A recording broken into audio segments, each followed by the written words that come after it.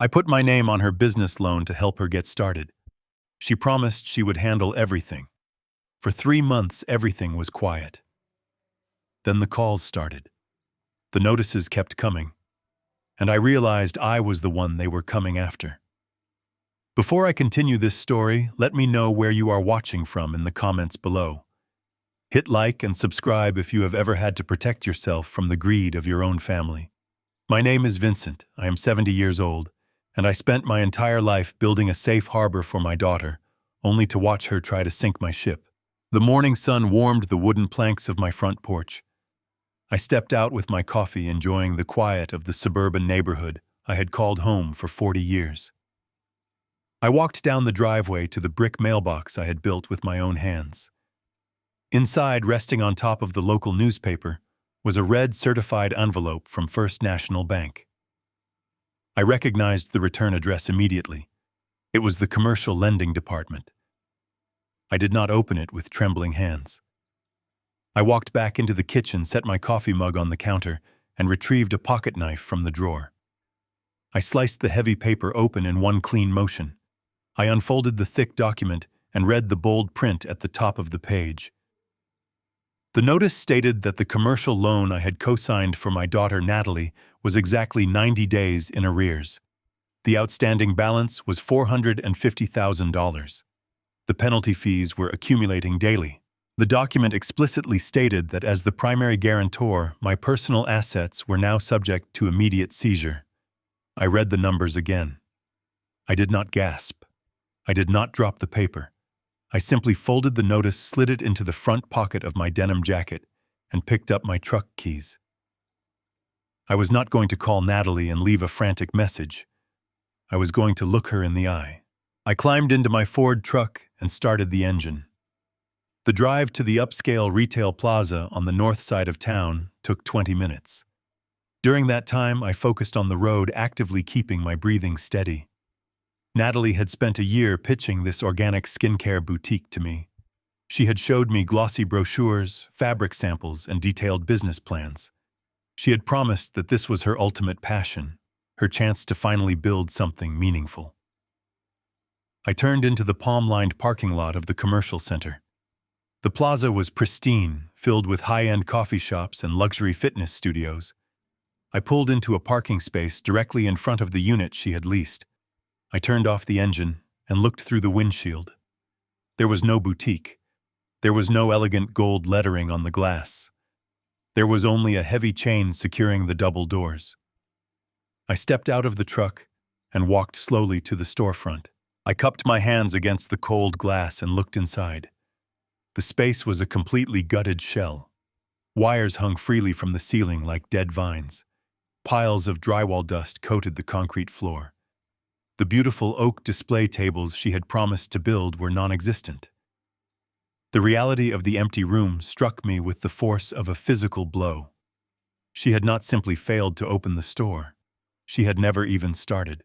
Taped to the inside of the glass was a bright yellow sign. It advertised the property as available for immediate commercial lease. I took out my phone and dialed the local real estate agency listed on the poster. A woman answered on the second ring, her voice crisp and professional. I introduced myself and asked about the property, mentioning that my daughter was supposed to be the current tenant. The agent tone changed instantly. It grew cold and defensive. She informed me that Natalie and her husband Cameron were no longer welcome on the premises. She stated clearly that they had broken their commercial lease 2 months prior. They had stopped returning phone calls, ignored email warnings, and eventually cleared out their minimal belongings in the middle of the night. The agent added that they still owed thousands of dollars in property damage and unpaid utility bills. I thanked the woman for her time and ended the call. The silence of the parking lot felt suddenly oppressive. The first layer of betrayal settled over me. They had not been struggling to make the business work over the last 3 months. They had abandoned it almost immediately. Every Sunday dinner we had shared since then, every cheerful text message Natalie had sent about her busy work schedule had been a calculated lie. I turned away from the empty storefront and leaned against the hood of my truck. The warm morning air suddenly felt suffocating. I stared at the dust through the window and remembered the afternoon we sat in the polished office at First National Bank. I remembered the heavy oak desk and the loan officer smiling at us. I had placed the deed to my home on that desk. It was a 4-bedroom colonial house I had spent 30 years paying off. It was my sanctuary, my retirement, and my absolute security. I had used the total equity of my home as collateral to secure her dream. She had hugged me tightly in the bank lobby, kissed my cheek, and called me her hero. That hero was now standing in an empty parking lot, facing the total destruction of his life work. I unlocked my phone and dialed Natalie's number. The line rang once before transferring directly to a generic automated voicemail. I did not leave a message. I disconnected the call and dialed Cameron's cell phone. A computerized voice informed me that the number had been disconnected and was no longer in service. I lowered the phone slowly. They had not just failed at a business venture. They had orchestrated a disappearance. They had taken $450,000 of bank money, anchored it entirely to my name, and vanished. They had deliberately served me up as collateral damage for their own financial gain. The bank was not going to look for them. The bank held the deed to my home, and they were coming for it. The sadness I felt as a father evaporated in an instant. It was entirely replaced by a cold, absolute resolve. I opened the door to my truck and climbed back into the driver's seat. I left the empty parking lot of the commercial center without looking back at the gutted storefront. I did not reach for my phone to call my older brother or my old friends to seek comfort or complain about the betrayal. I did not need a shoulder to cry on. I did not need advice or sympathy. Sympathy would not pay off a $450,000 commercial loan. Sympathy would not stop the bank from taking my house. I merged my truck onto the interstate highway and drove west toward the wealthiest zip code in the county. Natalie and Cameron did not live in a modest starter home. They rented a massive townhouse in an exclusive gated community called The Laurels. I had always thought their monthly rent was dangerously high for a young couple trying to start a brand new business. I had warned her about overhead costs. I now understood they were never starting a business at all. They were simply funding an extravagant lifestyle they had not earned. They were funding it by draining the equity of the home I had worked my entire life to build and maintain. The drive took 40 minutes in the heavy mid-morning traffic. The entrance to The Laurels was designed to intimidate outsiders. It was marked by towering stone pillars, lush manicured hedges, and a cascading water feature. A heavy black iron gate blocked the private road. A uniformed security guard sat inside a climate-controlled brick booth.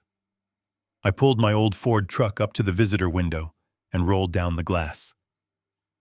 The guard looked at my faded blue paint and my worn tires with a look of immediate suspicion. I gave him my full name and stated that I was there to visit my daughter Natalie and her husband Cameron. The guard slowly typed the name into his computer system. He did not smile. He looked back at me and stated clearly that my name was absolutely not on the approved visitor list. I kept my voice perfectly level. I asked him to call the residents and simply inform them that her father was waiting at the gate.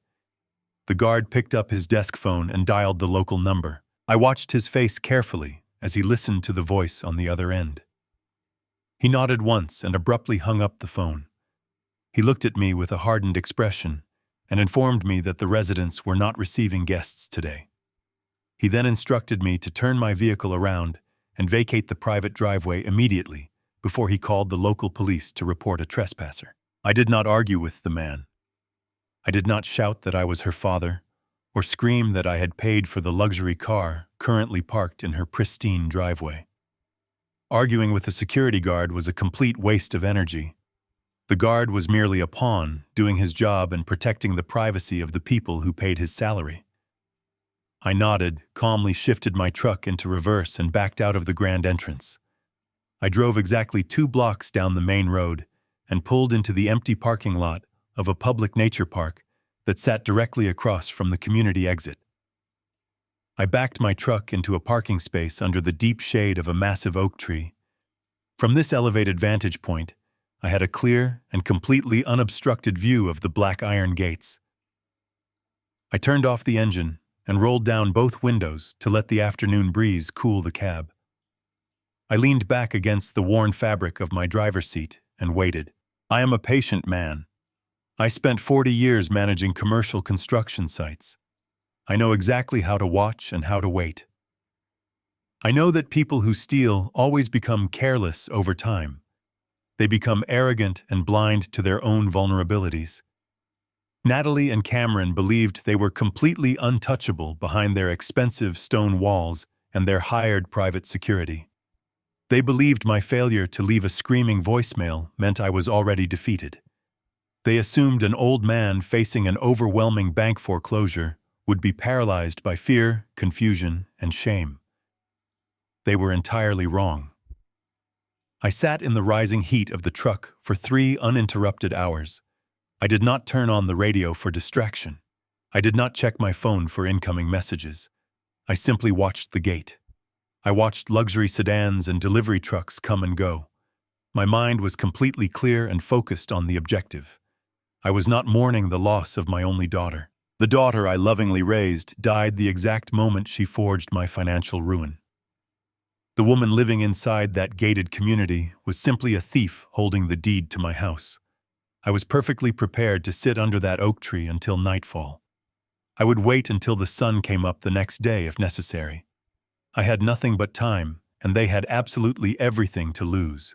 The heavy iron gates finally groaned open after 3 hours of absolute stillness. A vehicle glided out onto the main road and paused at the stop sign. It was not the sensible compact car Natalie had driven for the past 5 years. It was a brand new Mercedes-Benz luxury sport utility vehicle.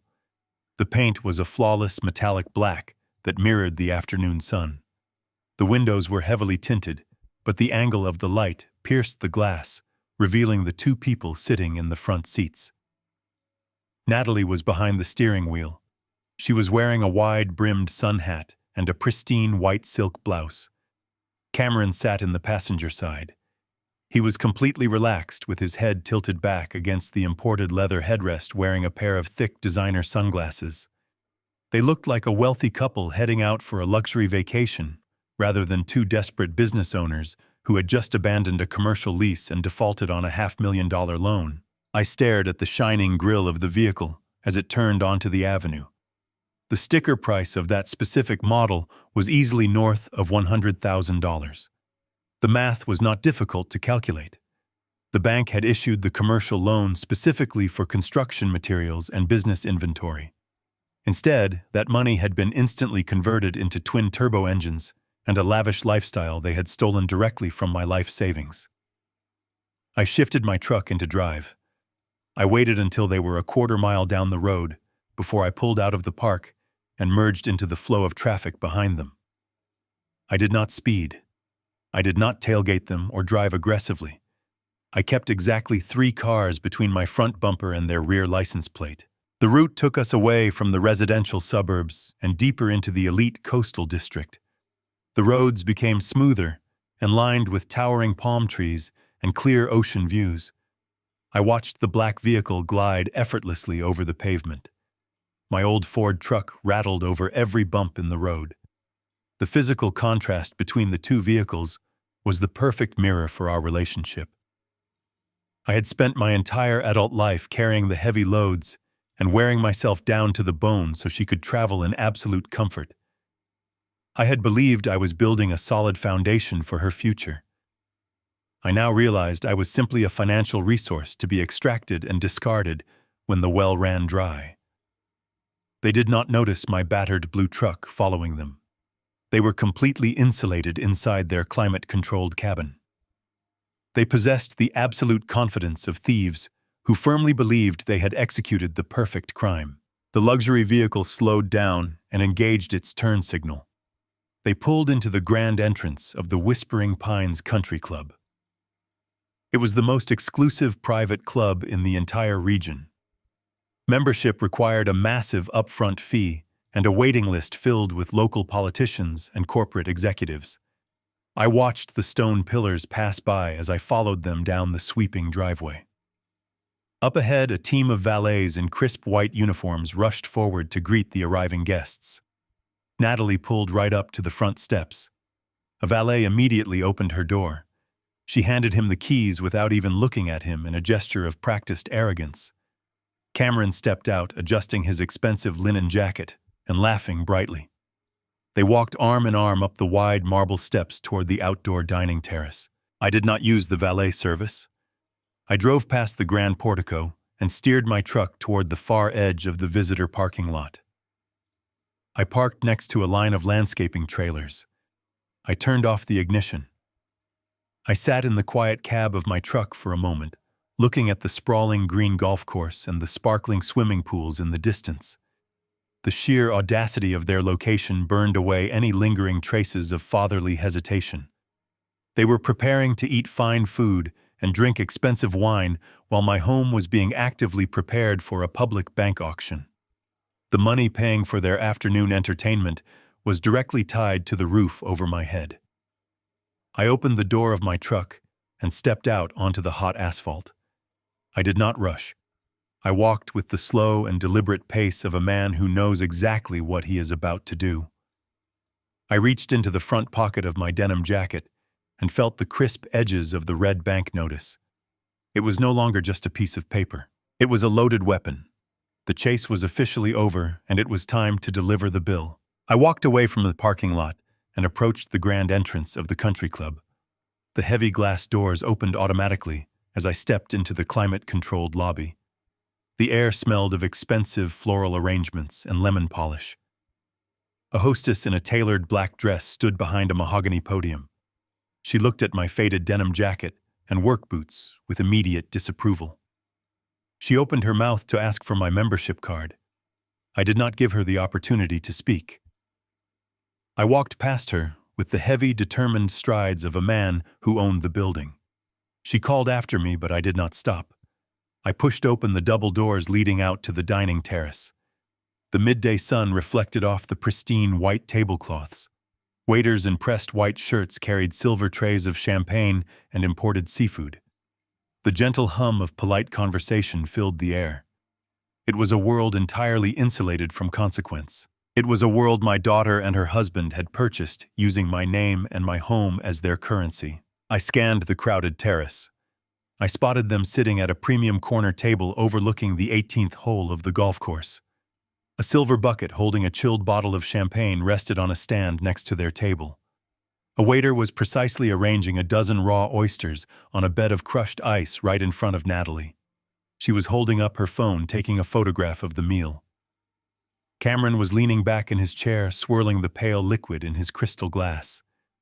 They looked completely at ease. They looked like people who had not a single care in the world. I navigated through the maze of tables. A few wealthy patrons glanced up at me as I passed. They recognized immediately that I did not belong in their exclusive sanctuary. I ignored their stares. I reached the corner table and stopped. I stood completely still, casting a long shadow over their expensive lunch. Natalie lowered her phone. She looked up at me.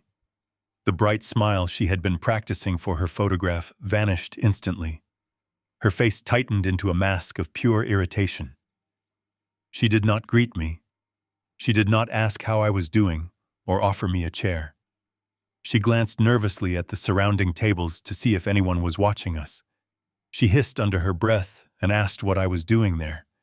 She told me I was embarrassing her in front of her friends and ruining her afternoon. I did not answer her question. I reached into the front pocket of my jacket. I pulled out the folded red certified envelope from First National Bank. I did not unfold it. I simply dropped the heavy envelope directly onto the center of her plate. It landed heavily on the crushed ice covering the oysters she was about to eat. She stared at the red paper. She knew exactly what it was. The color drained from her face for a fraction of a second, but it was quickly replaced by cold defiance. She pushed the plate away from her as if the envelope itself was contaminated. She picked up her cloth napkin and wiped her hands meticulously. She looked back up at me with an expression of complete apathy. She stated that the boutique market had proven too volatile for a new brand. She explained in a calm and detached voice that she and Cameron had decided to pivot their investment strategy. She used corporate buzzwords to describe the theft of $450,000.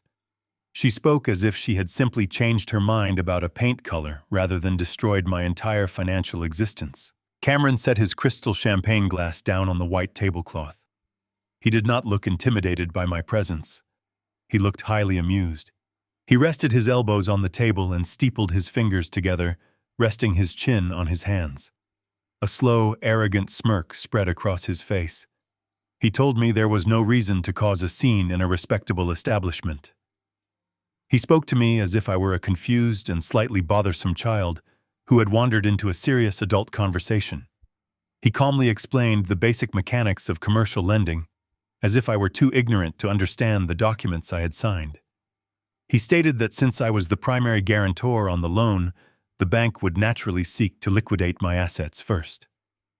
He said it was just simple business protocol and nothing personal. He leaned forward slightly, allowing the sunlight to catch the gold watch on his wrist. He looked at my worn clothing and shook his head in a display of mock sympathy. He suggested that maintaining a large 4-bedroom colonial house was too much physical work for a man my age anyway. His smile widened into a cruel and calculated grin. He advised me to stop fighting the inevitable and just let the bank take the property.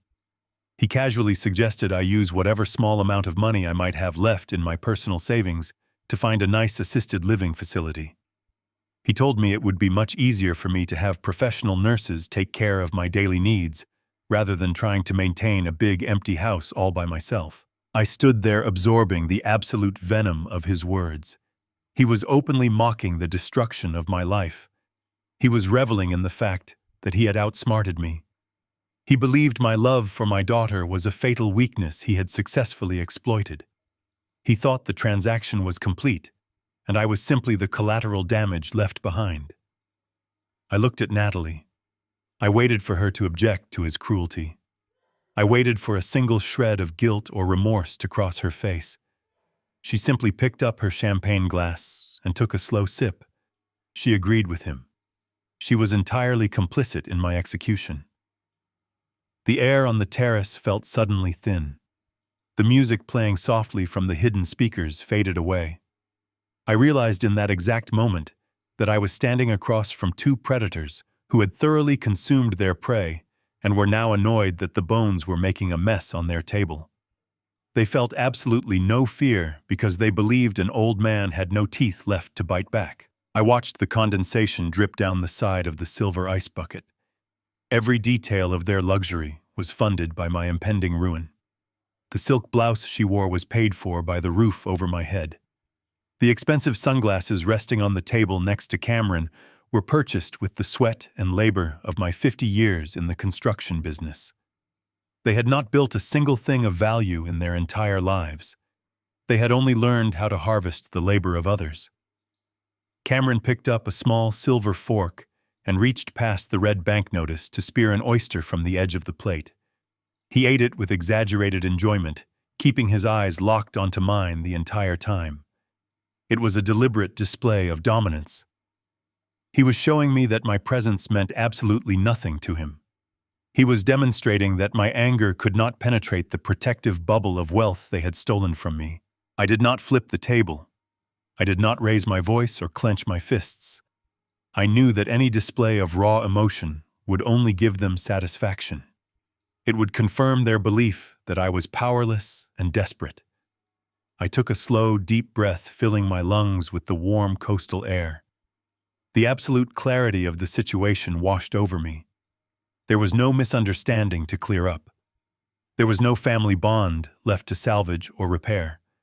They had crossed a line that erased decades of fatherhood in a single afternoon. I realized that arguing with them on a country club terrace was a futile exercise. A tiger does not negotiate with a parasite. It simply removes it. I looked at the red envelope resting on the melting ice. I looked at the two people sitting at the table. I recorded every detail of their arrogant, smiling faces in my memory. I would need that memory for the cold weeks ahead. I would use their arrogance as the fuel to burn their stolen empire to the ground. I watched the arrogant smirk settle onto Cameron's face. It was a perfectly practiced expression of absolute immunity. He sat there bathed in the coastal sunlight, believing he had completely neutralized any threat I could possibly pose. I did not look away from his eyes. I looked past the expensive sunglasses and the tailored linen jacket. I looked directly into the core of the man my daughter had chosen to marry. Looking at his smug expression triggered a profound and sickening memory from exactly 3 years ago. It was a memory I had intentionally buried in the name of family harmony. 3 years ago, Natalie had come to my house in the middle of the night, sobbing uncontrollably. They had been trying to close on their very first mortgage for a modest starter home. During the final underwriting process, the bank had uncovered a massive mountain of hidden debt. Cameron had secretly accumulated $80,000 in high-interest credit card balances and personal loans. He had hidden the collection notices in the trunk of his car to keep Natalie in the dark. Their mortgage application was completely destroyed. They were facing immediate eviction from their apartment and financial ruin. Natalie had begged me for help. She had sworn that Cameron had learned his lesson and that he was deeply ashamed of his reckless behavior. I remembered sitting at my kitchen table the next morning, pulling funds from my retirement accounts and cashing out solid investments. I wrote a certified check for $80,000 and handed it to Cameron. I paid off every single one of his secret accounts so they could secure their home and start a stable family. I did not charge them a single cent of interest. I did not ask for a repayment plan. I told myself I was doing what any good father would do to protect his child from a harsh world. Standing on the country club terrace, I finally understood the catastrophic magnitude of my mistake. My generosity had not saved them. My generosity had created monsters. By erasing the consequences of his actions, I had taught Cameron that he was invincible. I had proven to him that no matter how deep the hole he dug, I would always arrive with a ladder to pull him out. I had established a permanent precedent. I had shown them that my financial security was completely secondary to their comfort. They did not view my $80,000 sacrifice as an act of profound love. They processed it as a demonstration of my inherent weakness. They learned that I would always prioritize their happiness over my own survival. That realization crystallized in my mind as I stared at his smiling face. The $450,000 commercial loan was not an accident. It was not a failed business venture. It was a calculated escalation. They had simply tested the limits of my foolish generosity and found a way to extract the absolute maximum value from my life before discarding me entirely. Every muscle in my body tensed. A primal wave of pure anger surged through my chest. My hands balled into tight fists at my sides. The natural instinct of a father was to reach across the white tablecloth and physically drag the arrogance out of the man who was destroying his life. I wanted to shatter his crystal champagne glass. I wanted to flip the table and expose them to the entire terrace. I wanted the wealthy patrons sitting around us to know exactly who was sitting in their exclusive club. But I forced my hands to relax. I forced my breathing to slow down. I knew that causing a public scene would only serve their narrative. If I lost my temper, I would simply become the crazy and aggressive old man they could point to as the problem. Cameron wanted me to yell. He wanted me to make a fool of myself so he could call security and have me forcibly removed. He wanted the satisfaction of watching me break under the pressure of his betrayal. I refused to give him that victory. I did not say another word. I did not offer a final warning or make a dramatic threat. A man who plans to execute a devastating retaliation does not announce his intentions to his enemies. I simply broke eye contact with Cameron and looked at my daughter one last time. I memorized the cold apathy in her eyes. I took a slow, deliberate step backward. I turned my back on their table and began to walk away. I walked with my head held high and my shoulders pulled back. I felt the curious stares of the surrounding country club members burning into my back as I navigated through the maze of tables. I did not speed up my pace. I walked with the steady rhythm of a man who was leaving a graveyard. The physical act of turning my back and walking away was the absolute severance of our relationship. The father who had loved them unconditionally was left behind on that terrace. The man walking toward the exit was something entirely different. I pushed through the heavy glass doors and stepped back into the climate-controlled lobby. The hostess in the black dress watched me leave with a look of visible relief. I walked out through the grand entrance and stepped into the oppressive midday heat. The walk across the expansive asphalt parking lot felt like a transition between two different realities. I passed the rows of imported luxury vehicles and shining sports cars. They were monuments to a world built on debt and illusion. I reached the far edge of the lot where my old blue Ford truck was parked next to the landscaping equipment. The truck was covered in a thin layer of dust. It was a machine built for hard labor and endurance. It was a true reflection of the life I had lived. I pulled open the heavy metal door and climbed into the driver's seat. The air inside the cab was suffocating and smelled of old leather and engine oil.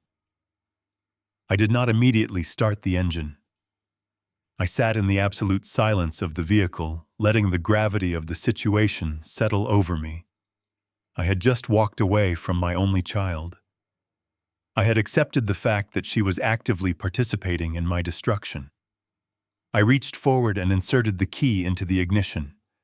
Before I could turn it, a sharp mechanical chime broke the silence. My cell phone vibrated violently inside the center console. I pulled the phone out and looked at the glowing screen. It was an automated email notification from First National Bank. I opened the message and read the bold, black text. The legal department had officially initiated the pre-foreclosure process on my residential property. The bank had logged the commercial loan as critically delinquent and was moving to seize the collateral. The email outlined a strict legal timeline. I had a matter of weeks before the public auction notices would be printed in the local newspaper. I had a matter of weeks before the county sheriff would arrive at my front door to physically remove my belongings and change the locks on the house I had built with my own hands. The clock had officially started ticking. Cameron and Natalie were currently sipping champagne while a corporate machine was grinding into motion to strip me of my sanctuary. I read the email a second time to ensure I understood every single legal parameter. I did not feel panic. The anger I had felt on the terrace had completely hardened into a cold and absolute resolve. I locked the screen of my phone and tossed it onto the passenger seat. I turned the key and the heavy engine roared to life. I shifted the truck into gear and drove out of the country club parking lot. I was not going home to pack my boxes. I was going to war. I drove my Ford truck directly from the coastal district toward the center of the city. The anger that had burned in my chest on the dining terrace was completely gone. It was replaced by a cold, mechanical precision. I was no longer a father trying to understand his daughter. I was a man managing a catastrophic failure on a construction site. When a load-bearing beam snaps, you do not sit down and cry over the broken steel. You immediately assess the structural damage and you bring in the heavy equipment to tear down the unstable sections before they crush you. The bank had officially initiated the pre-foreclosure process on my home. They firmly believed they held all the leverage because my legal signature was on the commercial loan agreement. They expected me to panic. They expected me to drain my small retirement savings trying to catch up on the missed payments. I needed to fundamentally shift the balance of power. I did not drive to the bank to beg the loan officer for a 30-day extension. I did not call a local real estate agent to list my house for a rapid emergency sale. I drove straight to the financial and legal district downtown. I parked my truck in the underground garage of a towering glass building. I rode the elevator up to the 14th floor. The polished brass letters on the double mahogany doors read, Gallagher and Associates. Thomas Gallagher was not a family law attorney who handled messy divorces or friendly mediation. He was a ruthless corporate litigator. We had worked together closely for over 20 years. He had defended my construction company against aggressive land developers and predatory corporate contractors. He was a man who understood the complex architecture of a contract and the hidden traps embedded within commercial financial agreements. He knew how to break a legal document down to its foundation and find the weak points. I walked into the quiet reception area. The young receptionist recognized me immediately and started to stand up to offer me a cup of coffee. I simply shook my head and walked directly past her desk toward the large corner office at the end of the hallway. I opened the heavy oak door without knocking. Gallagher looked up from his massive mahogany desk. He was a man in his late 60s with sharp, observant eyes and a perfectly tailored gray suit. He saw the expression on my face and immediately closed the thick legal file he had been reading. He knew I was not there for a social visit or a friendly lunch. I walked across the plush carpet and dropped the red certified envelope directly onto the center of his desk. It landed with the exact same heavy weight it had carried when I dropped it on my daughter plate just an hour earlier. Gallagher picked up the notice and put on his reading glasses. The room was absolutely silent as his eyes scanned the bold black text. He read the total amount in default and the immediate threat of residential asset seizure. He took his glasses off and rubbed his temples with a heavy sigh. He told me that fighting a commercial bank on a secured loan was a massive uphill battle. He suggested we immediately file an injunction for a stay of execution and try to negotiate a structured repayment plan to protect my residential deed. He warned me that the bank was a machine designed to consume debt, and my house was currently caught in the gears. I sat down in the leather chair opposite his desk. I leaned forward and looked him directly in the eyes. I told him I had absolutely no intention of paying a single cent to First National Bank. I told him I would never negotiate a payment plan for a business that never existed. Gallagher raised his eyebrows in genuine surprise. He reminded me that my authorized signature was on the primary guarantor paperwork. He warned me that the bank had the absolute legal right to liquidate my property to recover their losses. I kept my voice perfectly level and calm. I explained that my signature was secured under the explicit premise of funding an organic skincare boutique.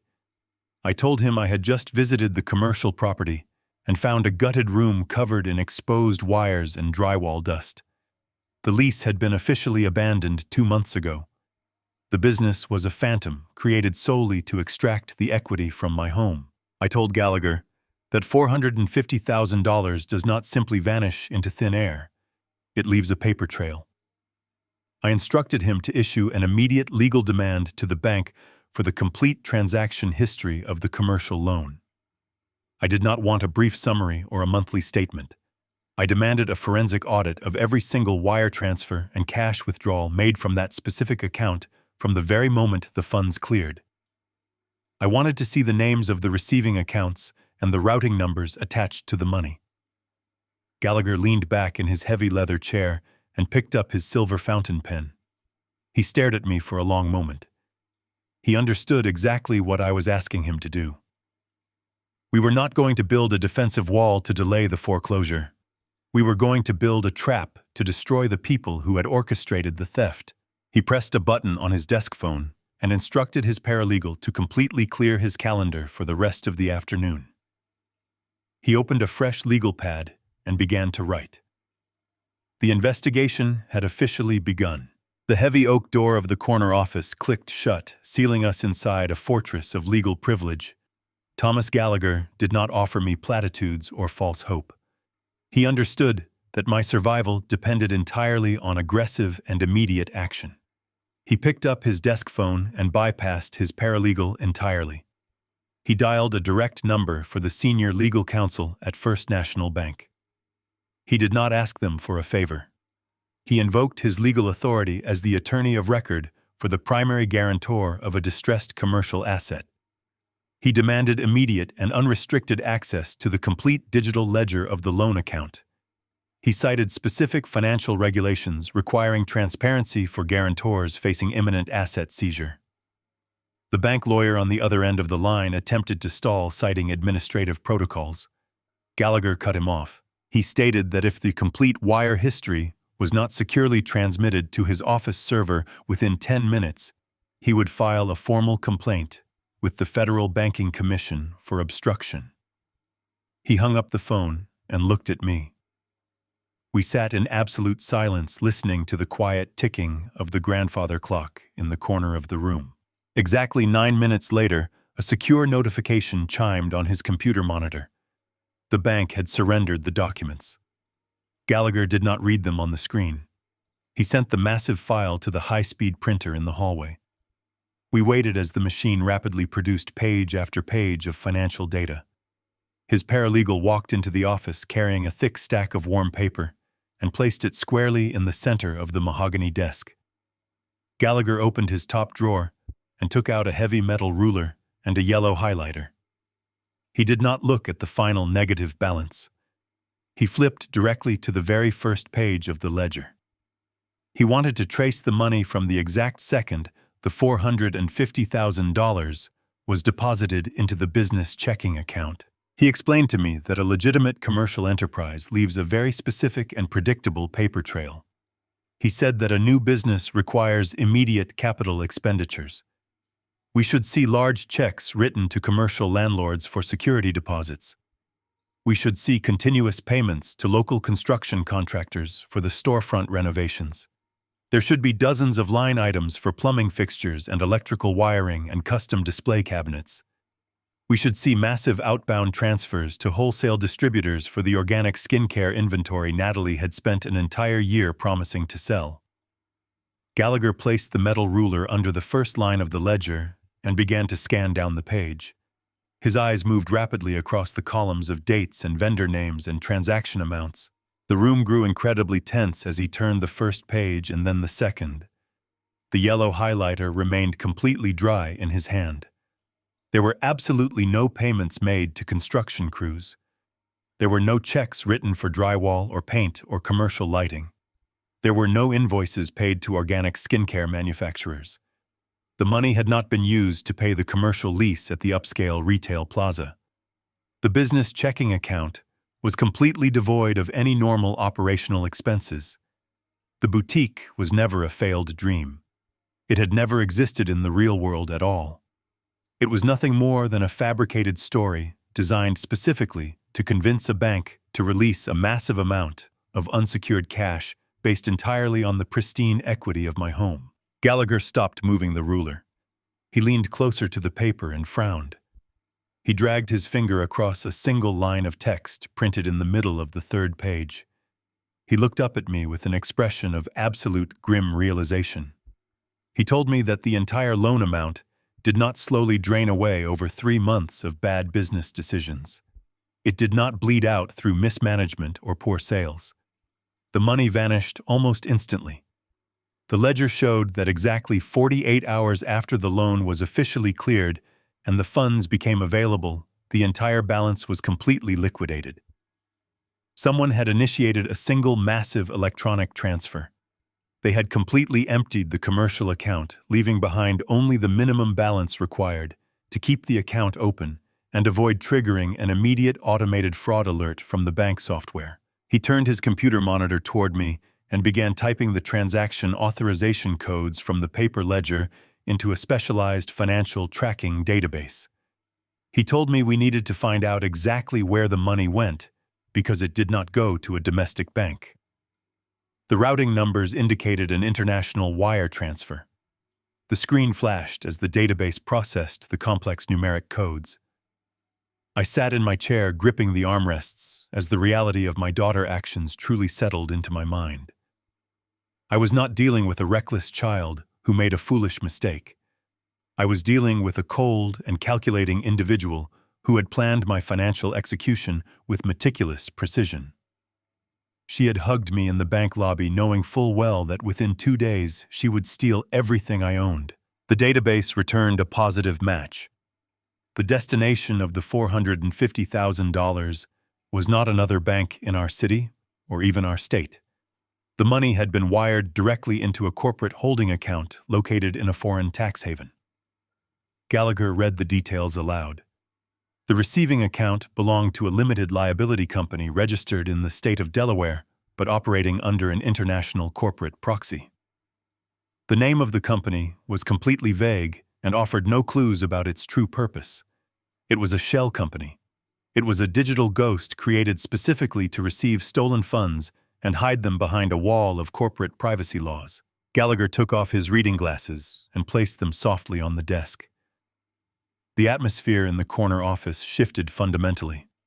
He leaned back in his chair and looked at me with the absolute seriousness of a seasoned prosecutor. He stated that the legal landscape of our situation had just completely transformed. We were no longer fighting a civil battle over a breached contract or a defaulted business loan. We were no longer trying to protect my house from a standard bank foreclosure. He explained that when an individual submits a detailed business plan to a federally insured bank under false pretenses, secures a loan based on fraudulent intentions, and immediately wires those funds to an offshore holding company, they cross a massive legal threshold. The crime was no longer a matter for local civil courts. It was a federal offense. Natalie and Cameron had committed premeditated bank fraud. By using electronic banking systems to move the stolen funds across international borders, they had simultaneously committed federal wire fraud. Gallagher told me that the penalties for these crimes were not simply damaged credit scores or civil bankruptcy. The federal government pursues these cases with absolute ruthlessness. The penalty for defrauding a federally insured banking institution and laundering the proceeds through offshore shell companies is decades in federal prison. I absorbed the weight of his words. The red envelope in my pocket had sparked a fire that was now entirely out of my control. I thought about Natalie sitting on the country club terrace sipping expensive champagne and laughing with her husband. They believed they had executed a flawless white-collar crime because they assumed their victim was too old and too stupid to track their movements. They assumed I would simply roll over and let the bank take my home while they enjoyed their stolen wealth. They were completely wrong. I looked at Gallagher and nodded my head. I told him I understood the severity of the crimes. I did not ask him to protect my daughter. I did not ask him to find a way to keep her out of trouble. I told him to gather every single piece of evidence on that desk and prepare to hand it directly to the federal authorities. The time for being a forgiving father was permanently over. Gallagher did not waste a single second after identifying the offshore transfer. He explained to me that the money had initially bounced through a Caribbean holding account, but its final destination was firmly planted back on American soil. It was sitting inside a limited liability company registered in the state of Delaware. He leaned back in his chair and explained the mechanics of corporate anonymity. Delaware is a notoriously opaque state for corporate registry. It allows individuals to establish companies using proxy services. This means the true owner of the company can hide their identity behind a hired registered agent. Criminals and tax evaders use these corporate shields to buy property-hide assets and launder money without their names ever appearing on public records. Natalie and Cameron believed this legal shield made them completely invisible to a retired construction manager. They assumed I would see a dead end and simply give up. They severely underestimated the resources of a seasoned corporate litigator. Gallagher bypassed the public search portals entirely.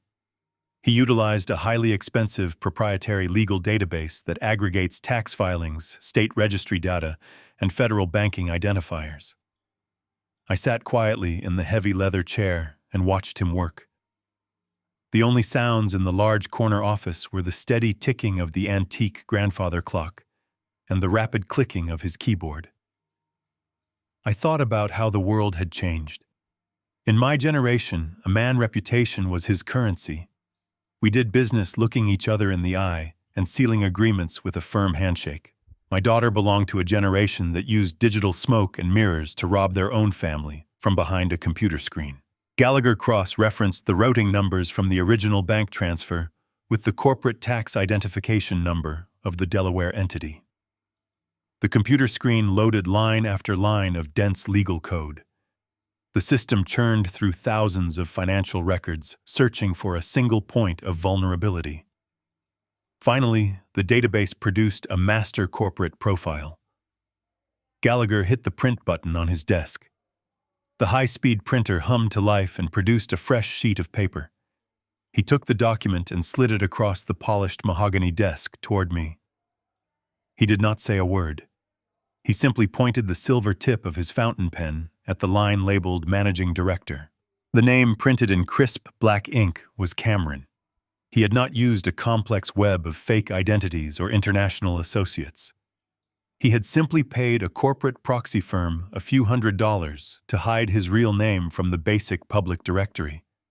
He was so incredibly arrogant and so completely certain of my ignorance that he had registered the holding company under his own legal identity. Seeing his name officially printed on that Federal Registry document was a profound moment of absolute clarity. It erased any lingering doubt about who was the true mastermind behind this operation. Cameron was not a passive participant who just went along with my daughter's bad ideas. He was the architect of my financial destruction. I looked up from the paper and asked Gallagher what a shell company in Delaware was doing with my $450,000. The money had to be parked somewhere. Gallagher nodded and began running a secondary search. He looked for large asset purchases tied directly to the corporate tax identification number. He searched commercial real estate registries looking for office buildings or luxury condominiums. The results came back negative. He searched luxury vehicle databases and private aviation records. Those systems also returned 0 matches. He paused for a moment, tapping his fingers on the desk. He widened his search parameters to include commercial maritime registries and Federal Coast Guard documentation. A few seconds later, the database pinged with a massive direct hit. The money had not been spent on land. It had been spent on the water. The Delaware Shell Company was the registered owner of a 90-foot luxury motor yacht. The vessel was currently moored in an exclusive private marina located in Miami, Florida. Gallagher pulled up the commercial maritime license attached to the vessel. They had not just purchased a massive boat for their own personal amusement. They had established a high-end luxury yacht charter business. The registry showed that the vessel was fully licensed and insured to carry paying passengers. They were actively renting the yacht out to wealthy tourists, corporate executives, and celebrities for thousands of dollars a day. The pieces of the puzzle slammed into place with sickening precision. The organic skincare boutique was never anything more than a customized lie. It was a fabricated story designed specifically to bypass the strict commercial lending requirements of First National Bank. They needed a physical storefront and a plausible business plan to convince the loan officer to approve the funds. But their true objective was always the ocean. They knew I would never agree to mortgage my fully paid-off home to buy them a party boat in Florida. So they sold me a story about female empowerment and organic products, while secretly shopping for diesel engines and teak wood decks. They used my absolute trust as the collateral to fund their tropical fantasy. I sat in the chair and visualized the gleaming white yacht sitting in the bright Florida sun. I thought about the sheer physical labor it took to generate $450,000 of solid equity in my home. I thought about the decades of waking up at dawn to manage construction crews in the freezing rain. I thought about the heavy steel beams, the poured concrete, and the endless days of exhausting physical work. I thought about my ruined knees and my permanently calloused hands. Every single drop of sweat I had poured into my life had been converted into a floating playground for spoiled tourists. The absolute disrespect was staggering. They had taken my lifeblood and turned it into champagne cruises. The realization cast a new and terrible light on the scene I had just witnessed at the country club. They were sitting on that dining terrace eating oysters and drinking expensive wine because they were celebrating their new maritime empire. They were acting like successful entrepreneurs while the bank was preparing to throw me out onto the street. They were using the daily charter fees from their stolen yacht to fund their luxury vehicles and their designer clothing. Cameron's suggestion that I move into an assisted living facility was not just a cruel joke. It was his genuine plan for my disposal. He had extracted all the value from my life and he expected me to quietly fade away into an institution so he would never have to look at the collateral damage he had caused. Gallagher looked at me from across the desk. He closed the thick file folder and rested his hands on top of it. He stated that we now possessed a complete and undeniable map of their criminal enterprise. We had the forged loan documents showing the initial fraud. We had the wire transfer records proving the theft. We had the proxy registry proving Cameron ownership. And we had the physical location of the stolen assets sitting in a Miami marina. He warned me one final time that bringing this mountain of evidence to the federal authorities would trigger a massive and unstoppable chain reaction. He explained that once the federal government opened an official investigation into wire fraud and bank fraud, there would be absolutely no way to stop it. There would be no secret family settlements or quiet apologies over dinner. The government does not negotiate with thieves who launder money across state lines. The federal agents would freeze all of their bank accounts.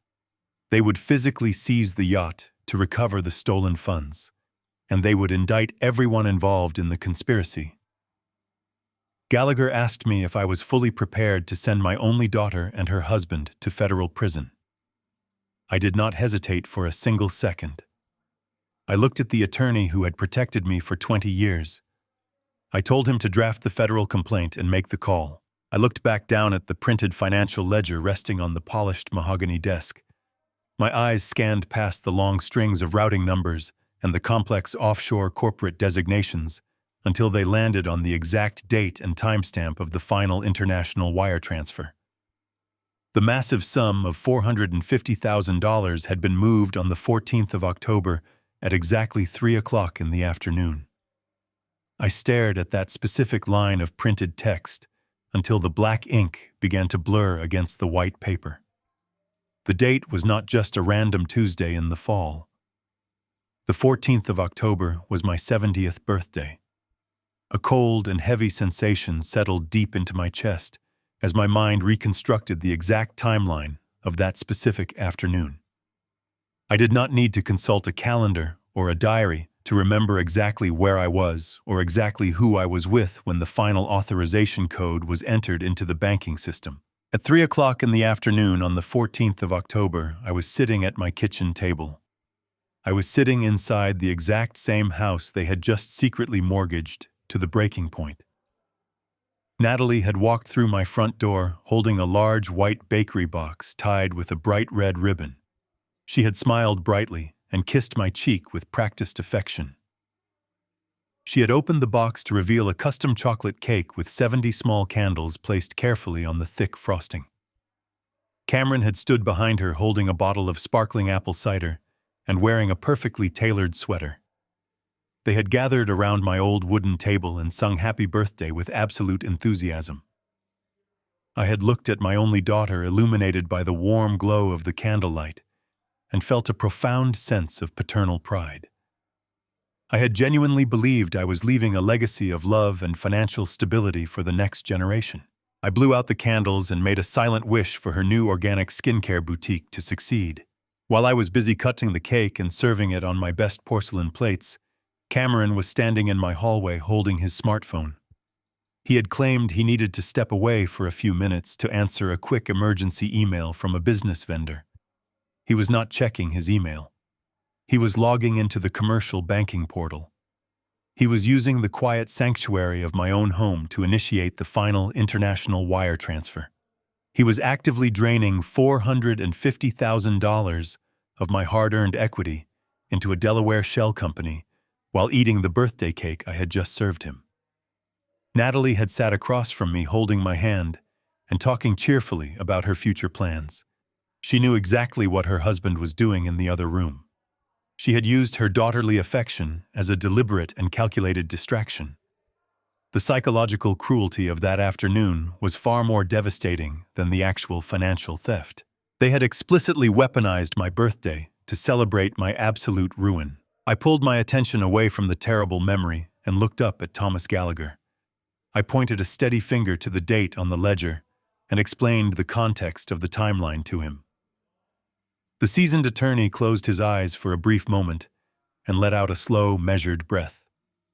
He had seen decades of corporate greed and bitter family disputes throughout his career, but the sheer concentrated malice of their execution left even him momentarily speechless. He leaned forward and steepled his fingers together, resting his elbows on the desk. He immediately shifted the conversation away from the emotional betrayal and focused entirely on the immediate legal battlefield. He explained that we were currently fighting a massive war on two completely different fronts. We had the criminal fraud committed by my daughter, and we had the aggressive civil foreclosure initiated by First National Bank. Gallagher warned me that the standard civil justice system was fundamentally broken when it came to speed and efficiency. He explained the grim reality of civil litigation. If we filed a standard civil lawsuit against Natalie and Cameron to recover the stolen funds, the legal process would take a minimum of 3 to 5 years. We would be trapped in an endless cycle of depositions, discovery motions, legal continuances, and inevitable appeals. In the meantime, the commercial bank would not pause their collection efforts for a single day. The bank held a legally binding contract with my authorized signature on the bottom line. They did not care about family betrayal or stolen funds. They only cared about recovering their capital. They would proceed with the public auction of my residential property within the next 60 days. Civil court was far too slow to save my house. If we relied on local judges and standard litigation, I would be completely homeless long before we ever saw the inside of a courtroom. A civil lawsuit was an absolute death sentence for the property I had spent my entire life building and defending. I absorbed the brutal reality of the legal timeline. I did not possess the luxury of patience, and I did not have years to wait for a slow turning wheel of justice. I needed an immediate and overwhelming display of force to stop the massive commercial bank from seizing my sanctuary. I asked Gallagher how we legally bypassed the local courts entirely. I asked him how we immediately stop a billion-dollar banking institution from executing a perfectly documented foreclosure. Gallagher opened a fresh yellow legal pad and picked up his silver fountain pen.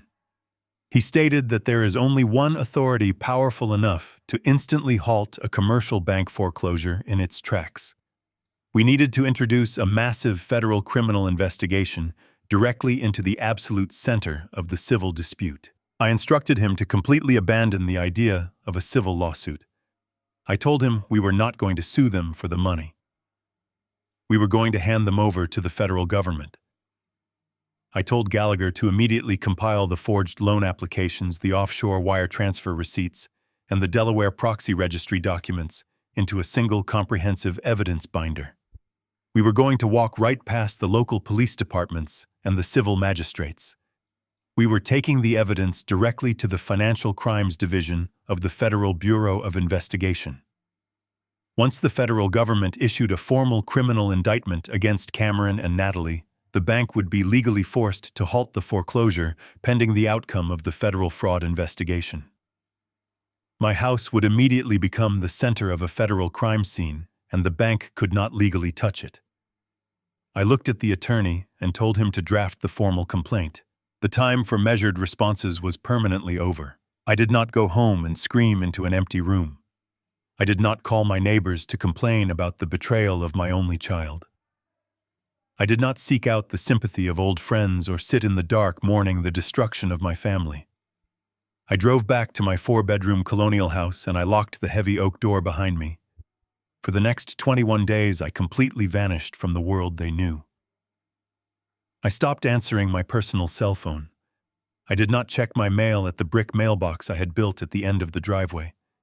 I simply let the letters pile up. I knew the bank was sending their automated warnings, and I knew the legal machinery of the foreclosure was slowly grinding forward. I did not care. A man preparing a fatal strike does not waste his energy swatting at flies. I woke up every morning before the sun rose, just as I had done for 50 years on the construction sites. But instead of pouring concrete or framing walls, I sat at my kitchen table in absolute silence. I drank my black coffee and watched the morning light slowly illuminate the hardwood floors I had installed by hand. I was not grieving. I was waiting. Silence is the most terrifying response to absolute betrayal. People who steal from you expect a loud and messy reaction, They anticipate your anger because anger is entirely predictable. Anger can be managed, manipulated, and eventually dismissed as irrational emotion. Natalie and Cameron fully expected me to leave frantic voicemails on their disconnected phones. They expected me to show up at their gated community and demand entry until the security guard called the police. They wanted me to act like a desperate and helpless old man so they could justify their extreme cruelty. By completely removing myself from their narrative, I denied them the satisfaction of a fight. I gave them absolutely nothing to react against. My absence created a massive vacuum that they confidently filled with their own arrogance. They assumed my silence was the silence of absolute surrender. They firmly believed I had simply given up and accepted my fate as a homeless casualty of their brilliant financial maneuver. Exactly 2 weeks into my self-imposed isolation, my cell phone vibrated on the granite kitchen counter. The screen illuminated the dark room. It was a text message from a new, unknown number. I did not need to guess who was sending it. I picked up the device and read the bright green text. It was a message from my daughter. She did not ask how my health was holding up under the stress. She did not offer a single word of apology or explanation for the massive commercial loan default. Her message was a masterpiece of condescending cruelty masked as charity. She wrote that she knew the bank was rapidly moving forward with the property seizure. She stated that she and Cameron felt bad about my housing situation, despite the fact that business is ultimately just business. She then offered to pay for a discount moving company to come to my house and pack up my belongings. She suggested I use the service to transport my furniture to a cheap monthly storage unit before the county sheriff arrived to physically lock me out of my own home. I stood in the quiet kitchen and stared at the words glowing on the small glass screen. The message was not an olive branch or a moment of lingering guilt. It was a final victory lap. She was offering to use the spare change from her stolen luxury yacht enterprise to casually sweep her father into a storage facility. She wanted to play the role of a benevolent savior while simultaneously acting as my executioner. She wanted the absolute power of watching me accept her pitiful charity. She wanted me to reply with desperate gratitude or even bitter anger just so she could know she had completely broken my spirit. I looked around the kitchen where we had celebrated her birthdays and shared Sunday dinners for 3 decades. The entire history of our family was permanently etched into the walls of this house.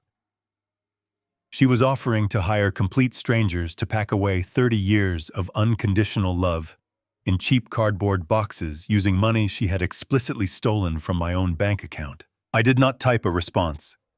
I did not send a hateful message back to outline her crimes. I did not call the number to hear her voice or demand an explanation. I pressed the power button on the side of the phone and the screen went completely black. I placed the device face down back onto the granite counter. I let the deep silence of the house wash over me once again. I was not going to need a discount moving company. I was not going to need a cheap storage unit for my antique furniture. The house was not going anywhere, and neither was I. My silence was not a sign of defeat or resignation. My silence was the heavy, terrifying quiet that pulls back the ocean right before a massive tidal wave strikes the shore. I let her keep her absolute confidence. I let her believe she had won the war without ever having to fight a single battle. I went back to my wooden table and finished my cold coffee. Tomorrow I was scheduled to walk into a federal building and hand over the match that would burn her entire stolen empire to the ground. I spent the morning organizing the massive stack of financial documents on my kitchen table. I carefully placed the forged loan applications, the international wire transfer receipts, and the Delaware corporate proxy records into a heavy leather briefcase. I did not wear my old denim jacket or my work boots. I put on the dark wool suit I had worn to my wife's funeral 10 years ago. It was the suit of a man attending a serious and final event. I drove downtown to the federal building. It was a massive structure of steel and concrete, completely devoid of the warmth or humanity that usually defined a family dispute. This was the arena where corporate predators and white-collar criminals were dismantled. I walked through the heavy glass doors and passed through the metal detectors. I approached the security desk and stated my name. Thomas Gallagher had already laid the groundwork. He had spent the morning securing an emergency meeting with a senior investigator in the Financial Crimes Division. The security guard checked my name against a digital list and handed me a visitor badge. I rode the elevator up to the 9th floor. The atmosphere was completely different from a local police precinct. There were no chaotic holding cells or loud radios. The floor was quiet, clinical, and relentlessly efficient. I was escorted into a small, windowless conference room. 10 minutes later, a man walked into the room. He introduced himself as Special Agent Miller. He was not wearing a windbreaker or a badge. He wore a crisp white shirt and a perfectly knotted tie. He carried a yellow legal pad and possessed the calm, analytical demeanor of a seasoned accountant. He sat across from me and opened the thick file Gallagher had preemptively submitted.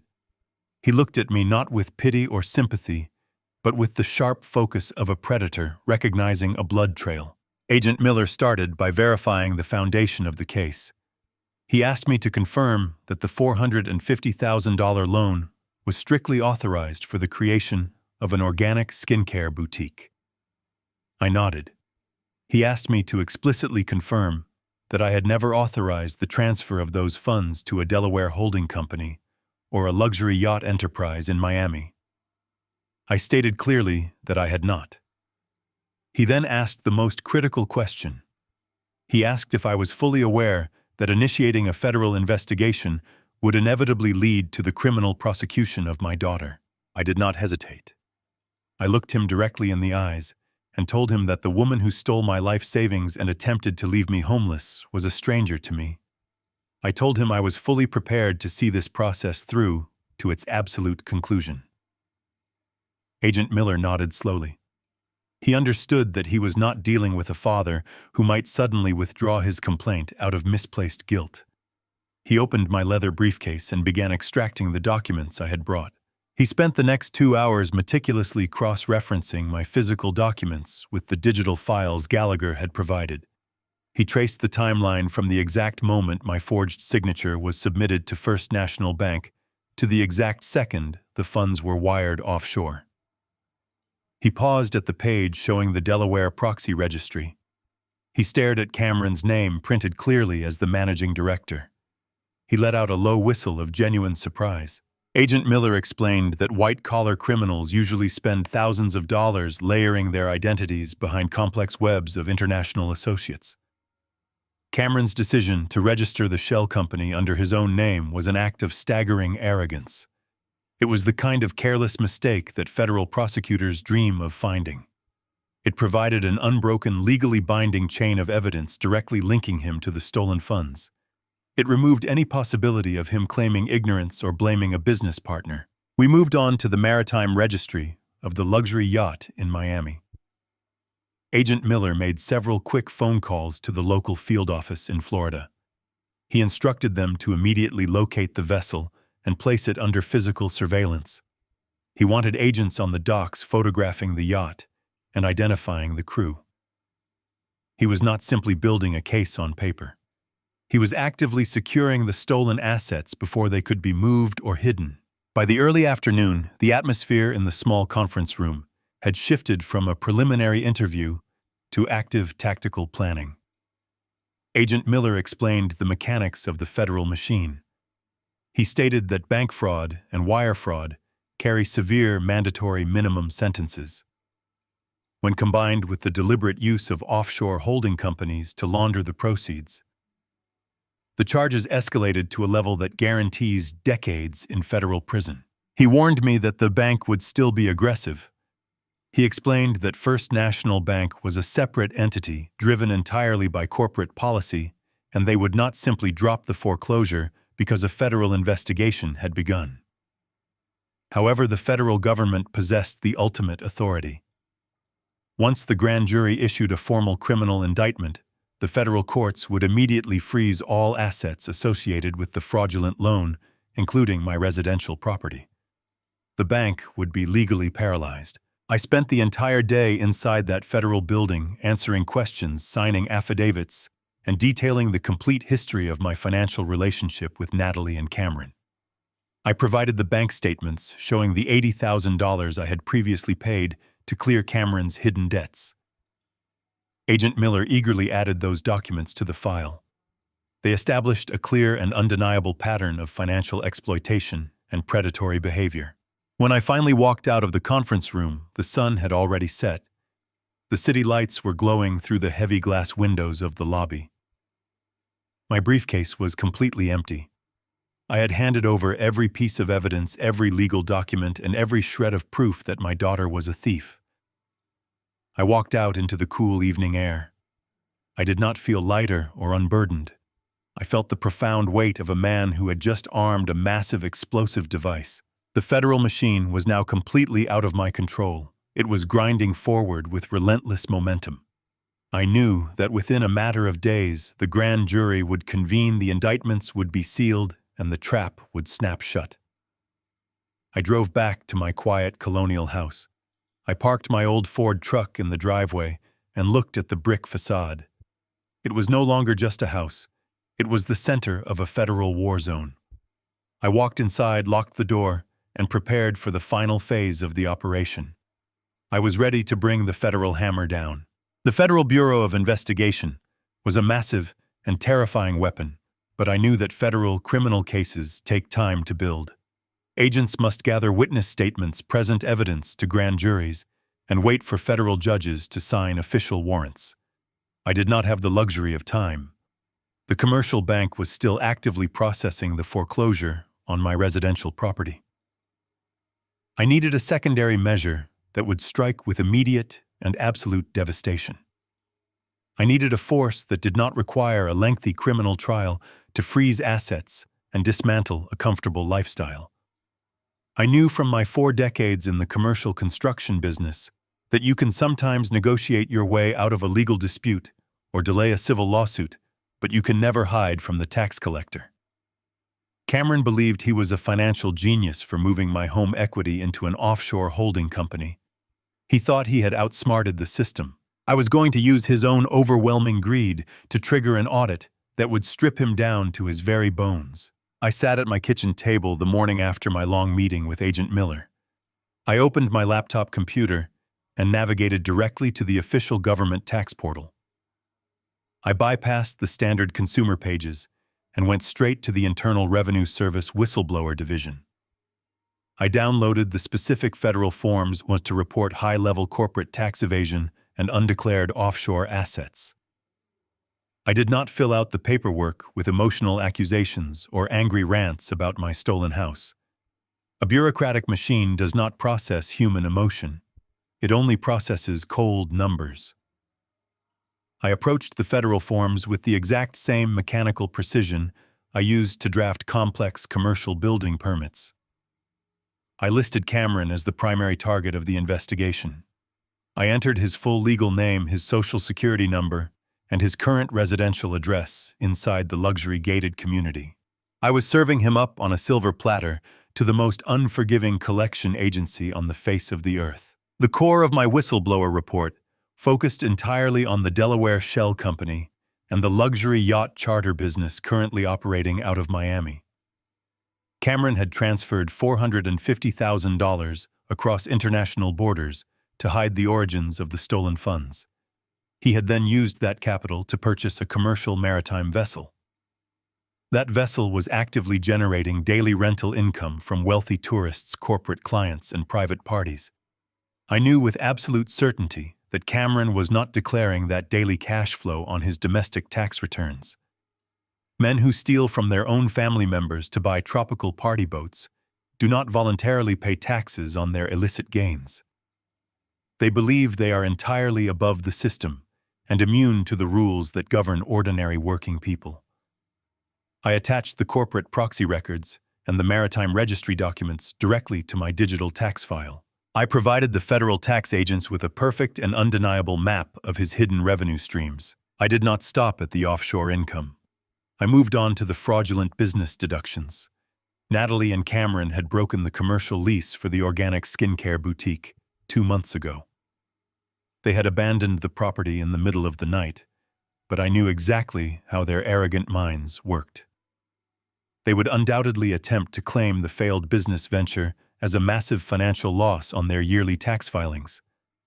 They would try to use the very storefront they never even opened to artificially lower their domestic tax liability and secure a massive refund. I explicitly detailed this phantom business in my report. I provided the name of the upscale commercial retail plaza and the direct contact information for the leasing agent who could verify that the storefront was entirely gutted and abandoned. I was systematically cutting off every single avenue of financial escape they possessed. The true beauty of the Internal Revenue Service is their absolute lack of empathy. They do not care about family drama, broken promises, or ruined relationships. They only care about the numbers printed on the official ledger. When a whistleblower provides them with concrete documented proof of offshore tax evasion and fraudulent corporate deductions, they do not send a polite warning letter in the mail. They send forensic accountants. The tax agency possesses the supreme administrative authority to freeze domestic bank accounts, seize physical property, and garnish wages without waiting for a criminal trial or a guilty verdict. By filing this comprehensive report, I was ensuring that even if Cameron somehow managed to delay the federal criminal investigation, the tax agency would completely paralyze his daily life. His platinum credit cards would suddenly decline at the country club. His access to liquid cash would instantly evaporate. His luxury vehicles would become massive liabilities he could no longer afford to fuel or insure.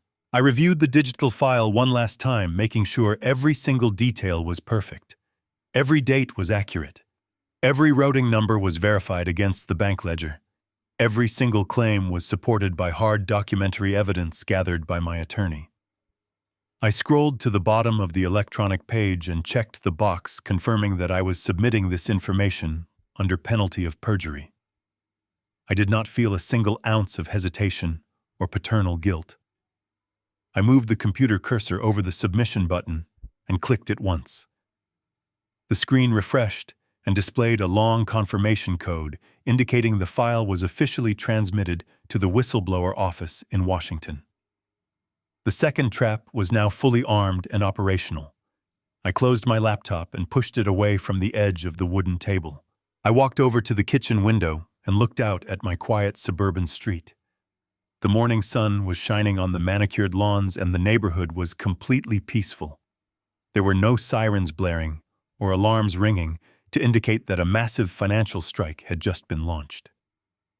The true power of the silent adjustment is that the enemy never sees the weapon until it has already pierced their armor. Cameron and Natalie were likely waking up in their expensive townhouse right now, completely unaware that their entire financial existence had just been flagged for absolute destruction. They were still planning their next luxury vacation or deciding which expensive restaurant to visit for lunch. They were living on borrowed time inside a beautiful illusion that was about to shatter into a million jagged pieces. I poured myself a fresh cup of black coffee and leaned against the granite counter. I had spent my entire adult life trying to build a solid foundation for my daughter. I had sacrificed my own comfort and exhausted my own body to ensure she would never have to struggle the way I did. I had believed that providing endless financial security was the ultimate expression of fatherly love. But I had been completely blind to the dark reality of human nature. Unearned wealth does not create gratitude or respect. It breeds profound entitlement and arrogance. By handing them everything they wanted without ever forcing them to face consequences, I had slowly transformed them into predators. I had built the very monster that was now actively trying to consume my home and throw me onto the street. Filing the federal tax report was not an act of petty revenge. It was an act of profound and necessary correction. It was the only way to tear down the rotten structure they had built on top of my lifelong sacrifices. I drank my coffee and welcomed the silence of the empty house. The bureaucratic machinery of the federal government was now doing the heavy lifting. All I had to do was stand back and watch the ceiling collapse on their heads. The physical reality of the corporate banking machine arrived on a Tuesday morning. I was sitting in my living room enjoying the quiet peace of my home when heavy footsteps echoed across the wooden planks of my front porch. A loud and authoritative knock rattled the thick oak door. I did not rush from my chair. I placed my coffee cup on the table and walked slowly to the entryway. By the time I unlocked the deadbolt and pulled the door open, the porch was completely empty. A county sheriff deputy was already walking back down my driveway toward his marked patrol vehicle. He did not turn around to look at me. He had simply executed his bureaucratic duty and moved on to the next unfortunate address. Taped directly to the center of my front door was a bright orange document. It was not a polite warning letter or a request for a meeting with a loan officer. It was an official 48-hour writ of possession. The local state court had officially rubber-stamped the First National Bank foreclosure petition. The legal document stated in bold black lettering that I had exactly 2 days to completely vacate the premises. If I failed to remove myself from the property by Thursday morning, armed law enforcement would return to physically drag me out of the house.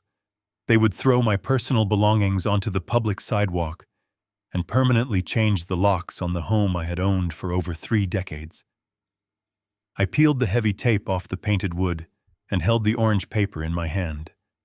The harsh color of the notice clashed violently with the peaceful suburban street. I felt the profound weight of my daughter and her calculated betrayal. She knew this exact moment was inevitable. She knew the county sheriff would walk up my driveway and post this humiliating notice for all of my neighbors to see. She was entirely comfortable with the idea of me packing a few worn suitcases and walking out into the street like a criminal. I did not panic. I did not start tearing my clothes out of the bedroom closets or calling local moving companies to beg for a last-minute storage unit. I folded the orange paper in half and walked back into the kitchen. The bank had made their final move on the civil chessboard. It was time to flip the board completely upside down. I picked up my cell phone from the granite counter and dialed the direct office line for Thomas Gallagher. He answered on the very first ring. I did not waste time with a standard greeting. I simply told him the orange paper was officially taped to the door and the 48-hour clock had started ticking. Gallagher let out a short hum of professional satisfaction. He told me he had been waiting patiently for the commercial bank to make this exact procedural step. He instructed me to stay comfortably inside the house and leave the legal warfare entirely in his hands. He disconnected the call and immediately went to work. Gallagher did not file a standard appeal with the local county judge who had signed the eviction notice. He knew that local judges rarely overturn commercial bank foreclosures. Instead, he took the massive evidence binder containing the forged loan documents, the offshore wire transfers, and the official Federal Bureau of Investigation case number directly to the federal courthouse downtown. He filed an emergency federal injunction against First National Bank. He argued before a federal magistrate that the residential property the bank was attempting to seize was actively tied to an ongoing federal criminal investigation regarding international wire fraud. He presented the sworn affidavit from Special Agent Miller, confirming that the original commercial loan was secured through malicious criminal deception.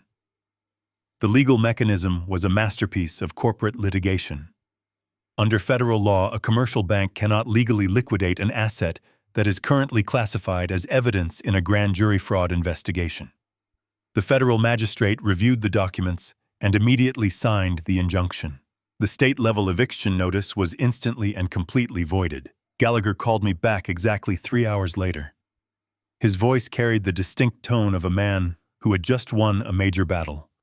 He described the absolute chaos he had caused inside the First National Bank legal department. The bank attorneys had walked into the federal courtroom expecting to easily crush a desperate old man fighting a standard residential foreclosure. They were completely blindsided when Gallagher dropped a massive federal criminal investigation right onto their expensive suits. They realized instantly that their perfectly documented commercial loan was actually a toxic asset tied to offshore money laundering. The federal judge ordered the bank to immediately halt all collection efforts and completely freeze the foreclosure process until the criminal trial concluded. Gallagher told me that my house was officially secure. The county sheriff would not be returning on Thursday morning. The bank could not send threatening letters or call my phone. They were legally paralyzed and completely powerless to touch my property. I thanked the attorney for his brilliant execution and ended the call. I walked over to the kitchen trash can and dropped the bright orange eviction notice directly into the garbage. The immediate physical threat to my survival was neutralized. The fortress was secure, but the war was far from over. Defending my territory was only the first half of the strategy.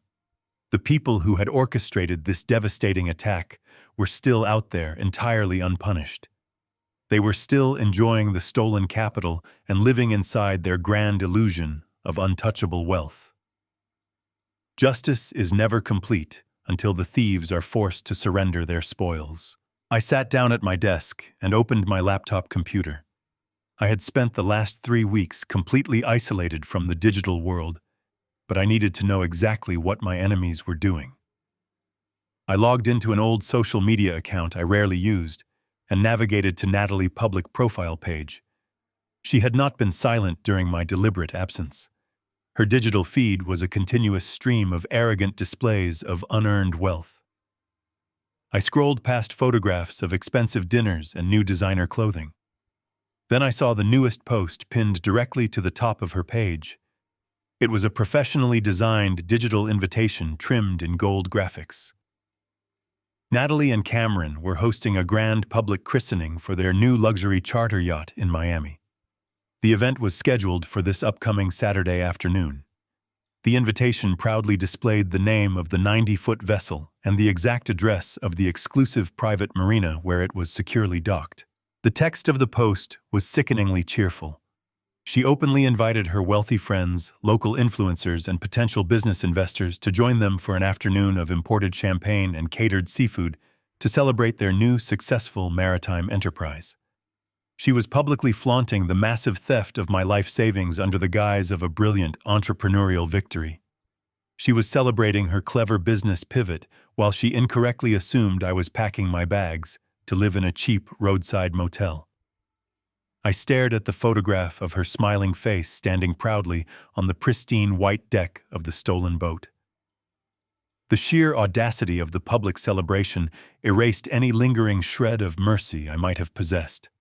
They desperately wanted an audience to witness their grand arrival into high society. I decided it was only right that I attend the celebration.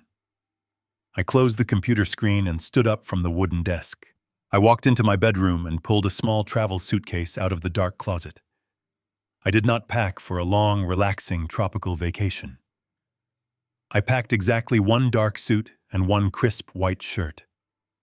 I walked back into the living room and booked a direct flight to Florida for Saturday morning. The trap had been perfectly set, and the federal agents were already waiting patiently in the shadows.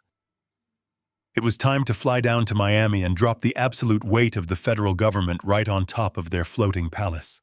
The commercial flight to Miami was loud and uncomfortable.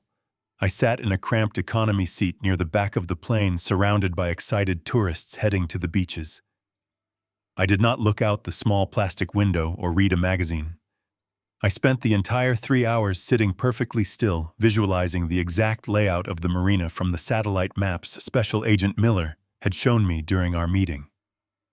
When the plane finally touched down on the tarmac, the thick tropical heat of southern Florida hit me the moment I stepped out of the air-conditioned terminal.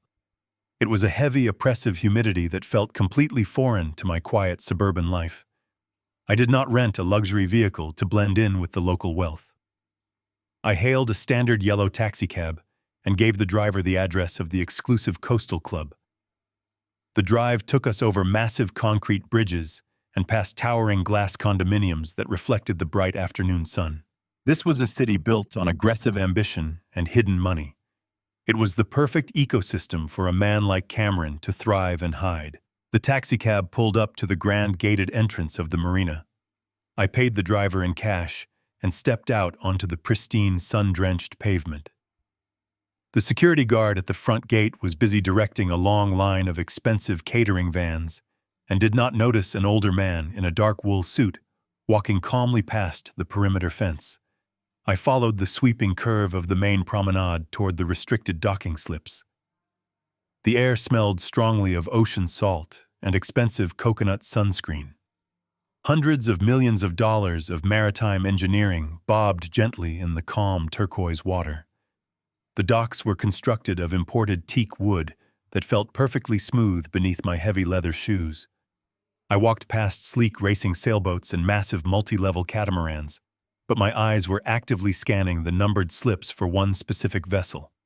I found it anchored at the very end of the main pier. It was the largest and most ostentatious boat in the entire row. The 90-foot luxury motor yacht gleamed with a blinding white intensity under the cloudless tropical sky. The name printed on the stern in heavy gold lettering was The Sovereign. It was a fitting title for a couple who genuinely believed they ruled over everyone around them. A thick red velvet rope blocked the entrance to the boarding ramp, but I could clearly see the lavish celebration taking place on the expansive upper deck. A professional photographer was actively circling the bow of the boat, snapping continuous pictures. Natalie was the absolute center of attention. She was wearing a flowing emerald silk dress that caught the ocean breeze perfectly. She posed leaning elegantly against the polished steel railings, tossing her hair back and laughing loudly for the camera. She looked like a successful billionaire heiress, entirely detached from the reality of the financial destruction she had caused back home. Standing just a few feet away from her was Cameron. He was dressed in crisp white linen trousers and a pale blue shirt unbuttoned at the collar. He was holding a massive green bottle of imported champagne, pouring generous glasses for a small group of wealthy-looking men in tailored suits. These were the potential business investors they had invited to help expand their stolen charter empire. Cameron slapped one of the men on the shoulder and raised his crystal glass in a triumphant toast. The investors cheered loudly and drank the expensive liquor paid for entirely by the equity of my 4-bedroom colonial house. I stood on the wooden dock entirely unnoticed by the celebrating crowd above. I did not shout or wave my arms to get their attention. I simply stood still in the sweltering heat, adjusting the cuffs of my dark suit, watching them enjoy the final few minutes of their absolute freedom. I stepped past the heavy red velvet rope that separated the public concrete dock from the private boarding ramp. The thick wooden planks groaned slightly beneath my heavy leather shoes as I began my ascent toward the main deck. I did not rush. I walked with the slow, deliberate rhythm of a man climbing the steps to a gallows. The air was filled with the loud, driving beat of electronic music and the sharp clinking of crystal glasses. The investors were the first people to notice my approach. They stopped their loud conversations and stared down at the older man in the dark wool suit, walking uninvited onto their exclusive floating party. They looked at my worn face and my calloused hands and immediately recognized that I did not belong in their world of easy money and tropical luxury. The music continued to play, but a strange, uncomfortable silence rippled outward from the boarding ramp as the wealthy crowd parted to let me through. I stepped off the wooden ramp and planted my feet firmly onto the pristine teak deck of the vessel they had purchased with my stolen life. Natalie was standing near the bow of the massive yacht, completely absorbed in her own reflection. The professional photographer asked her to turn toward the bright sunlight for one final portrait. She pivoted on her high heels with a bright, practiced smile and looked directly down the length of the deck. Her eyes locked onto mine. The blinding camera flash illuminated the exact moment her perfect world shattered. The brilliant smile vanished from her face so quickly, it looked as though it had been physically struck from her jaw. All the color drained from her cheeks, leaving her looking pale and terrified against the vibrant green silk of her expensive dress. She knew instantly that I was not there to beg for a repayment plan or to embarrass her with a tearful fatherly plea.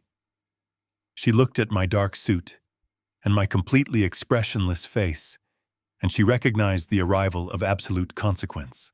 The photographer lowered his camera, completely confused by the sudden and absolute terror radiating from the woman who had just been glowing with supreme confidence.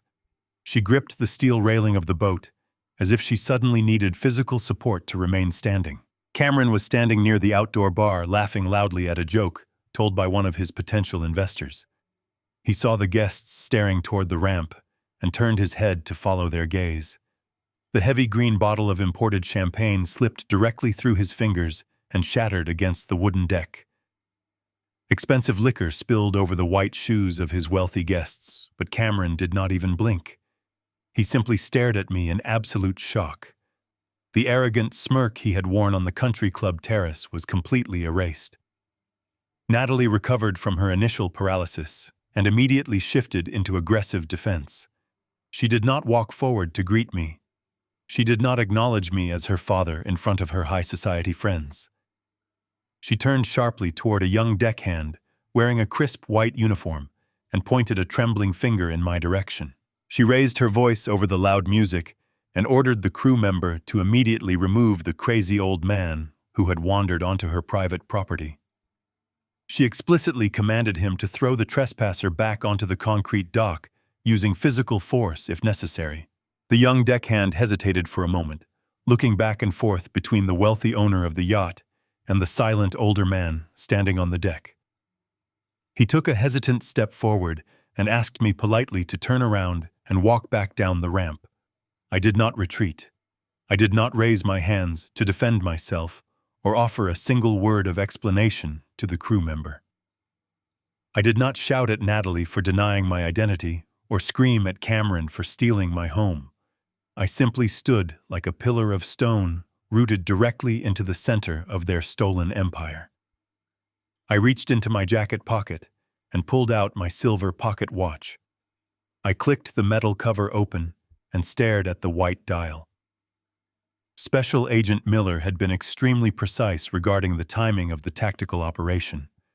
The federal warrant was strictly scheduled to be executed at exactly 2:00 in the afternoon. I watched the thin black second hand sweep across the final hash marks on the dial. The loud music pumping through the yacht speakers suddenly felt entirely irrelevant. I snapped the silver cover closed and slipped the watch back into my pocket. The time for waiting was officially over. The heavy silence on the upper deck was broken only by the pulsing bass of the electronic music. The young deckhand stood completely frozen between my absolute stillness and the furious demands of my daughter. Natalie opened her mouth to scream another vicious order, but the sound died instantly in her throat.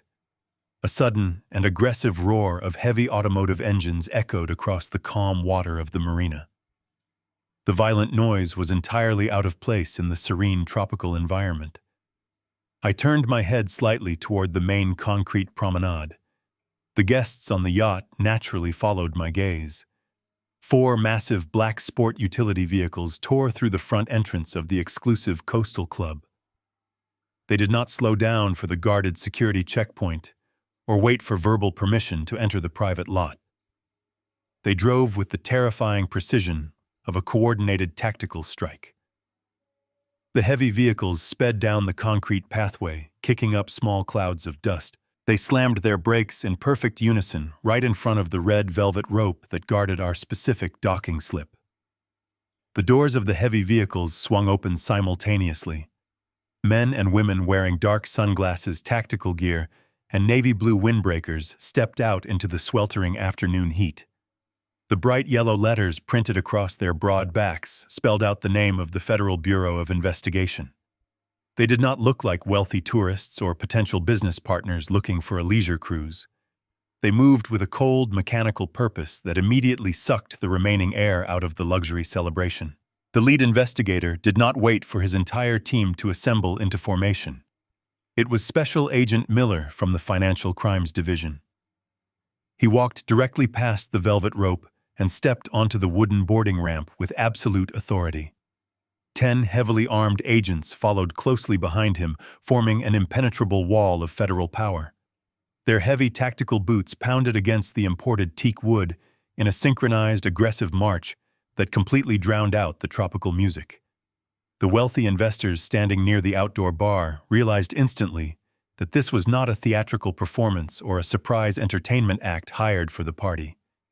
Men who build their massive fortunes on hidden money possess a primal and highly tuned instinct for detecting government raids. Panic swept through the dense crowd like a sudden winter chill. The men in tailored linen suits began backing away from Cameron, as if he were suddenly infected with a highly contagious and deadly disease. One of the desperate investors rushed over to the disc jockey booth and frantically ripped the thick audio cables straight out of the sound system. The loud electronic music died instantly. The sudden quiet left only the terrifying sound of marching boots and the gentle lapping of the ocean waves against the hull. Special Agent Miller stepped off the wooden ramp and planted his feet firmly on the pristine white deck of the luxury vessel. He did not look at the expensive floral arrangements or the terrified high society guests. He did not look in my direction. He scanned the crowded deck until his sharp eyes locked directly onto the man holding the broken champagne bottle. Cameron took a stumbling, frantic step backward until his spine hit the polished steel railing of the outdoor bar. All of his practiced corporate arrogance had completely evaporated in a matter of seconds. He looked exactly like a cornered animal, realizing the steel trap had finally snapped shut on his leg. Special Agent Miller walked straight toward him, closing the physical distance with terrifying speed. Two armed agents flanked the investigator on either side, while the rest of the federal team rapidly fanned out to secure the entire perimeter of the yacht. Miller reached inside his dark windbreaker and pulled out a thick stack of official legal documents folded inside a heavy manila envelope. He did not introduce himself politely or ask for a private, civilized meeting inside the lower cabin. He spoke with a loud, booming voice that carried across the entire silent marina.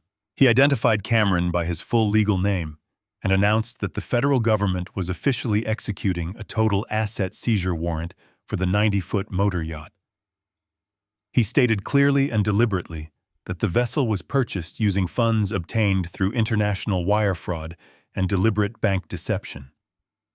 The heavy words hung in the humid tropical air like a physical sentence of execution. The wealthy investors did not wait to hear the rest of the detailed legal charges.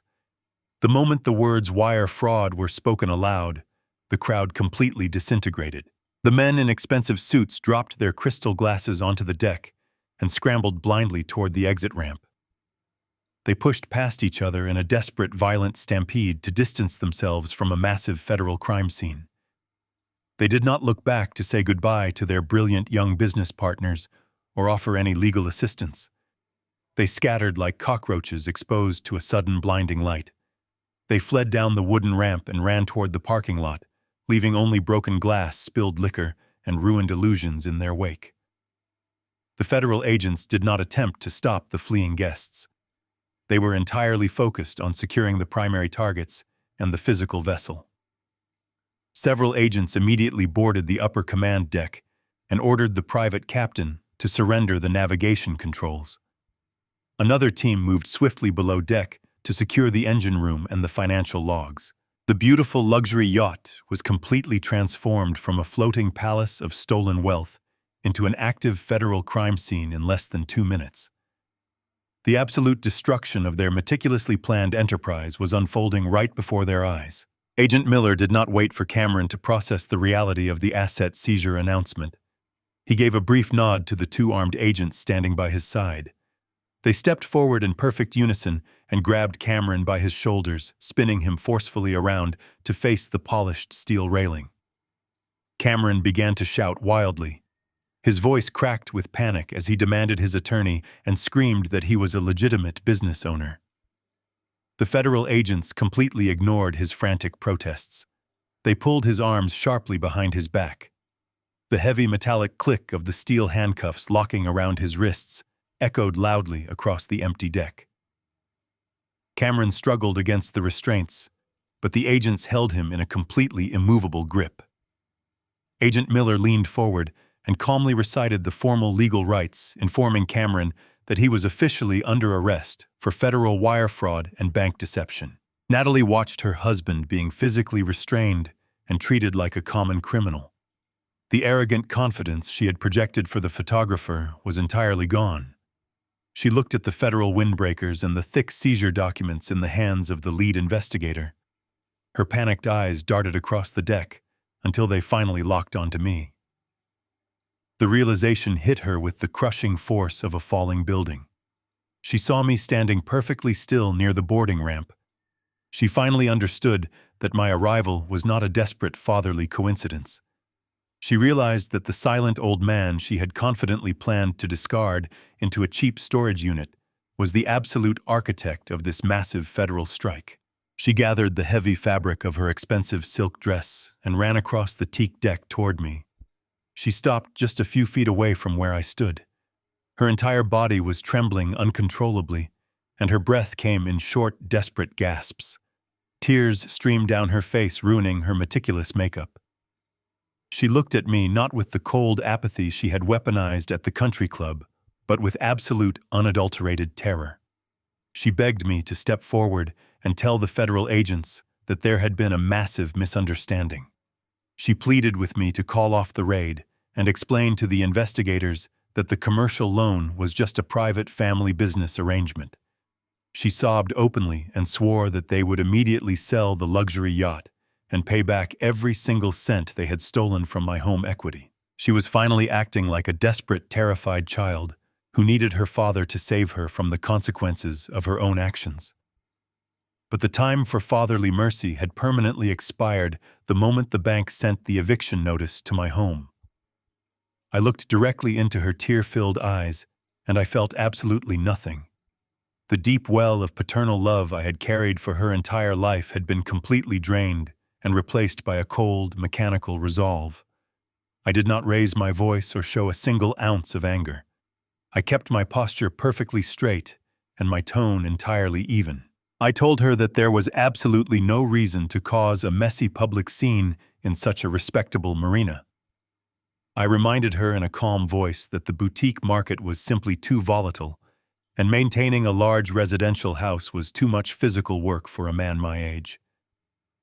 I watched the profound horror wash over her face as I repeated the exact cruel phrases she and her husband had used to justify my financial execution. I took a slow, deliberate step backward toward the wooden boarding ramp. I told her that I completely agreed with her previous assessment that business is simply business.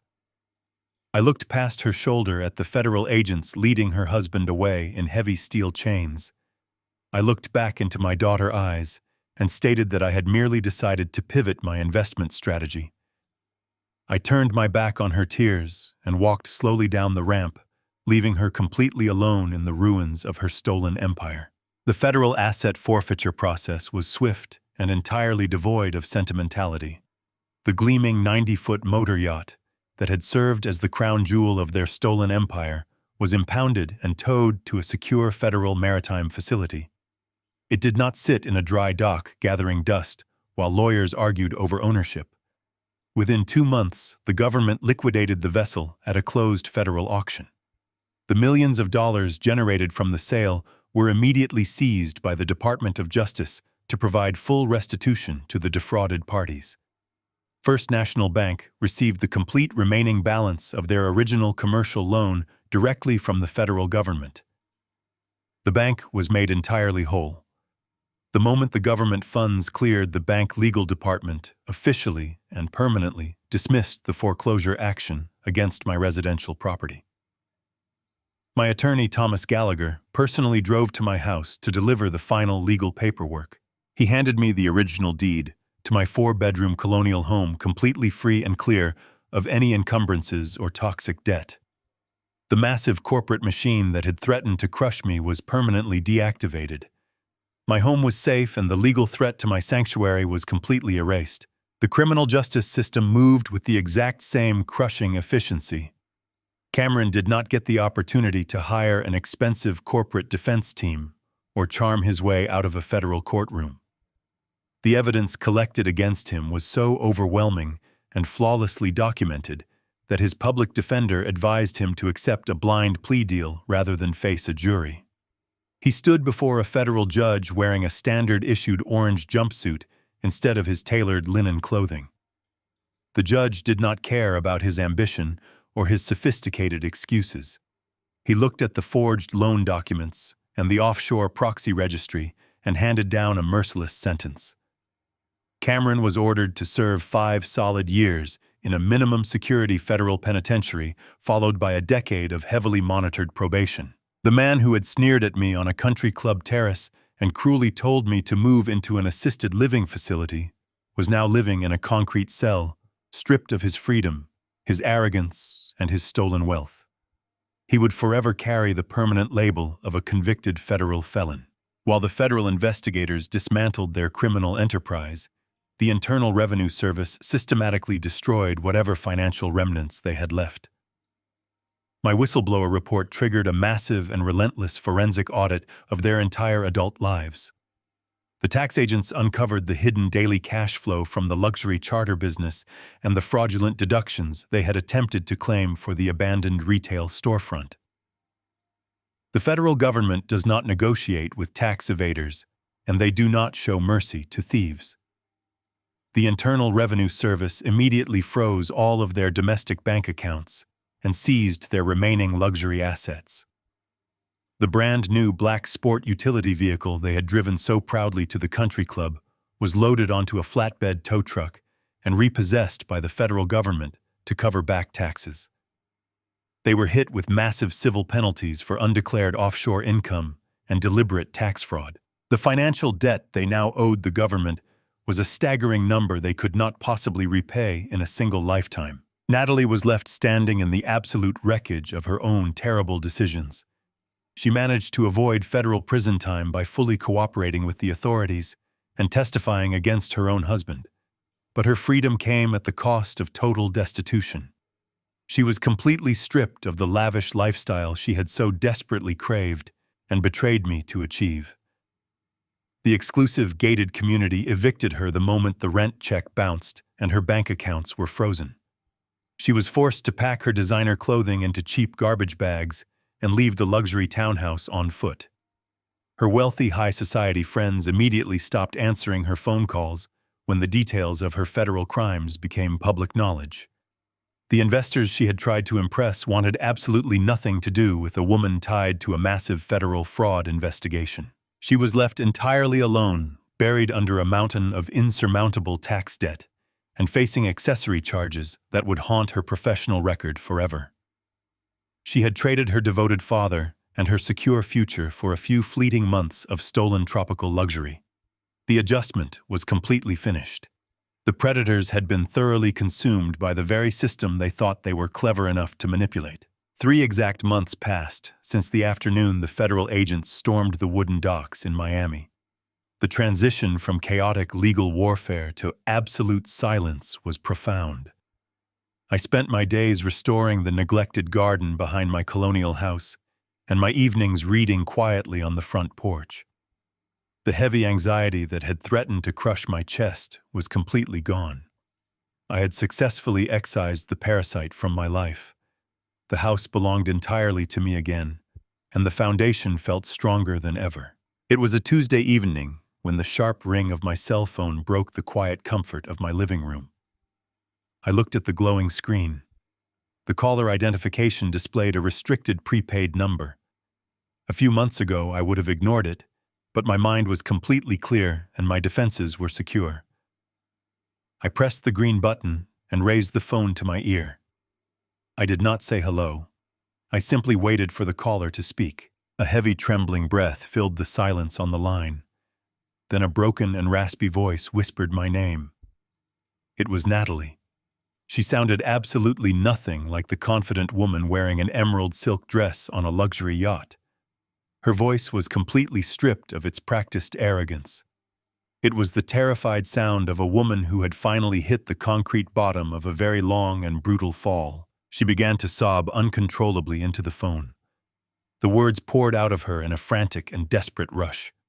She told me that her temporary housing had run out. She explained that the federal tax agency had seized every single dollar she possessed, and she could not afford a cheap motel room for another night. She said her wealthy friends had completely abandoned her the moment the grand jury indictments were unsealed. She was standing alone at a public payphone with absolutely nowhere left to go. She took a sharp breath and shifted her tone from panic to deep emotional manipulation. She begged me to forgive her. She cried that she was still my little girl, and she desperately needed her father to save her one last time. She asked if she could just come home. She pleaded with me to let her move back into her old childhood bedroom just until she could get back on her feet. She tried to invoke the memory of the pale blue walls and the absolute safety of the house I had built. I sat in my leather armchair and listened to her desperate tears. I did not feel a single twinge of guilt or fatherly obligation. I remembered the red eviction notice she had confidently allowed the bank to tape to my front door. I remembered her offering to hire a discount moving company to casually throw my entire life into a storage unit while she drank champagne on a stolen boat. I kept my voice perfectly steady and completely devoid of emotion. I told her that she was mistaken. I explained that there was no childhood bedroom left in my house. I informed her that I had completely torn down the pale blue walls and ripped out the old carpet. I told her I had hired a local contractor to convert that specific space into a beautiful and quiet reading library. She stopped crying for a fraction of a second, completely shocked by my cold response. She stammered and asked me what she was supposed to do now. I did not offer her a single piece of advice. I did not wish her luck or tell her goodbye. I simply lowered the phone from my ear and pressed the red button to end the call. I placed the device on the wooden side table. The silence returned to my living room. The final bridge was permanently burned, and my peace was absolute. The morning sun crested the tops of the massive oak trees lining my quiet suburban street. I stood in my kitchen and poured a fresh cup of dark black coffee. The liquid steamed in the cool morning air, filling the room with a rich, familiar scent. I walked slowly to the front door and stepped out onto the solid wooden planks of my front porch. I did not look down the driveway, expecting a county sheriff to arrive with an eviction notice. I did not nervously check the brick mailbox for threatening red envelopes from commercial bank lawyers. The air was entirely clear and perfectly still. The heavy, suffocating weight of impending financial ruin had been completely lifted from my shoulders. I sat down in my favorite wooden rocking chair and took a slow, deliberate sip of the bitter coffee. The sprawling colonial house behind me was completely silent and entirely safe. The fortress had survived the terrible siege. I looked at the empty street and thought about the absolute finality of my actions. The toxic branches of my family tree had not just been carefully trimmed. They had been completely severed and burned to ash. Society often demands that a father forgive his children no matter the extreme cost of their transgressions. Society tells us that blood is a permanent, unbreakable bond that must be preserved even when it is actively poisoning our veins. I had fundamentally rejected that dangerous illusion. I had deliberately chosen my own survival over a hollow and abusive title of fatherhood. I had protected the sanctuary I built with my bare hands, and I had enforced personal boundaries made of solid steel. The people who had ruthlessly tried to consume me were now facing the absolute reality of their own boundless greed. There is a profound and terrifying beauty in walking away from people who only view you as an endless financial resource. It is a lonely realization at first, but that loneliness quickly transforms into an impenetrable shield of self-respect. I did not feel any lingering sorrow for the daughter who had happily abandoned me for tropical luxury and stolen wealth. I did not pity the arrogant man who was currently waking up inside a cold federal prison cell, stripped of his expensive suits and his designer sunglasses. They had written their own devastating ending the exact moment they forged my legal signature. By refusing to become their helpless victim, I had completely rewritten my own destiny. I had reclaimed my total dignity and established an undeniable truth. Generosity without strict boundaries is simply an open invitation for predators to destroy your life. A gentle morning breeze rustled the green leaves of the ancient oak tree standing in my front yard. The suburban neighborhood was slowly waking up around me. A neighbor walked his golden retriever down the paved sidewalk and raised a hand in a friendly, casual wave. I nodded and raised my warm coffee cup in return. My life was completely ordinary once again, and that simple, ordinary routine felt like the greatest victory imaginable. The silent adjustment was officially complete. The violent storm they had brought to my doorstep had finally passed, leaving behind a crystal-clear sky. I leaned back in my wooden chair and closed my eyes, letting the bright morning sun warm my weathered face. For the first time in over a year, I had absolutely nothing to worry about. The parasite was permanently gone, and the host was finally breathing freely in perfect, absolute peace.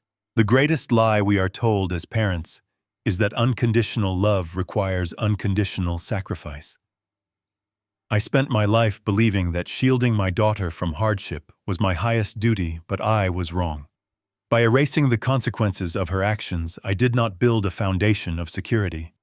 I built a pedestal for absolute entitlement. Real family is not forged by shared blood. It is forged by mutual respect, unwavering loyalty, and the strict enforcement of boundaries. Generosity without limits does not cure selfishness. It only funds the predator. True peace arrives the moment you learn to protect your own dignity with the exact same ferocity you once used to protect your children.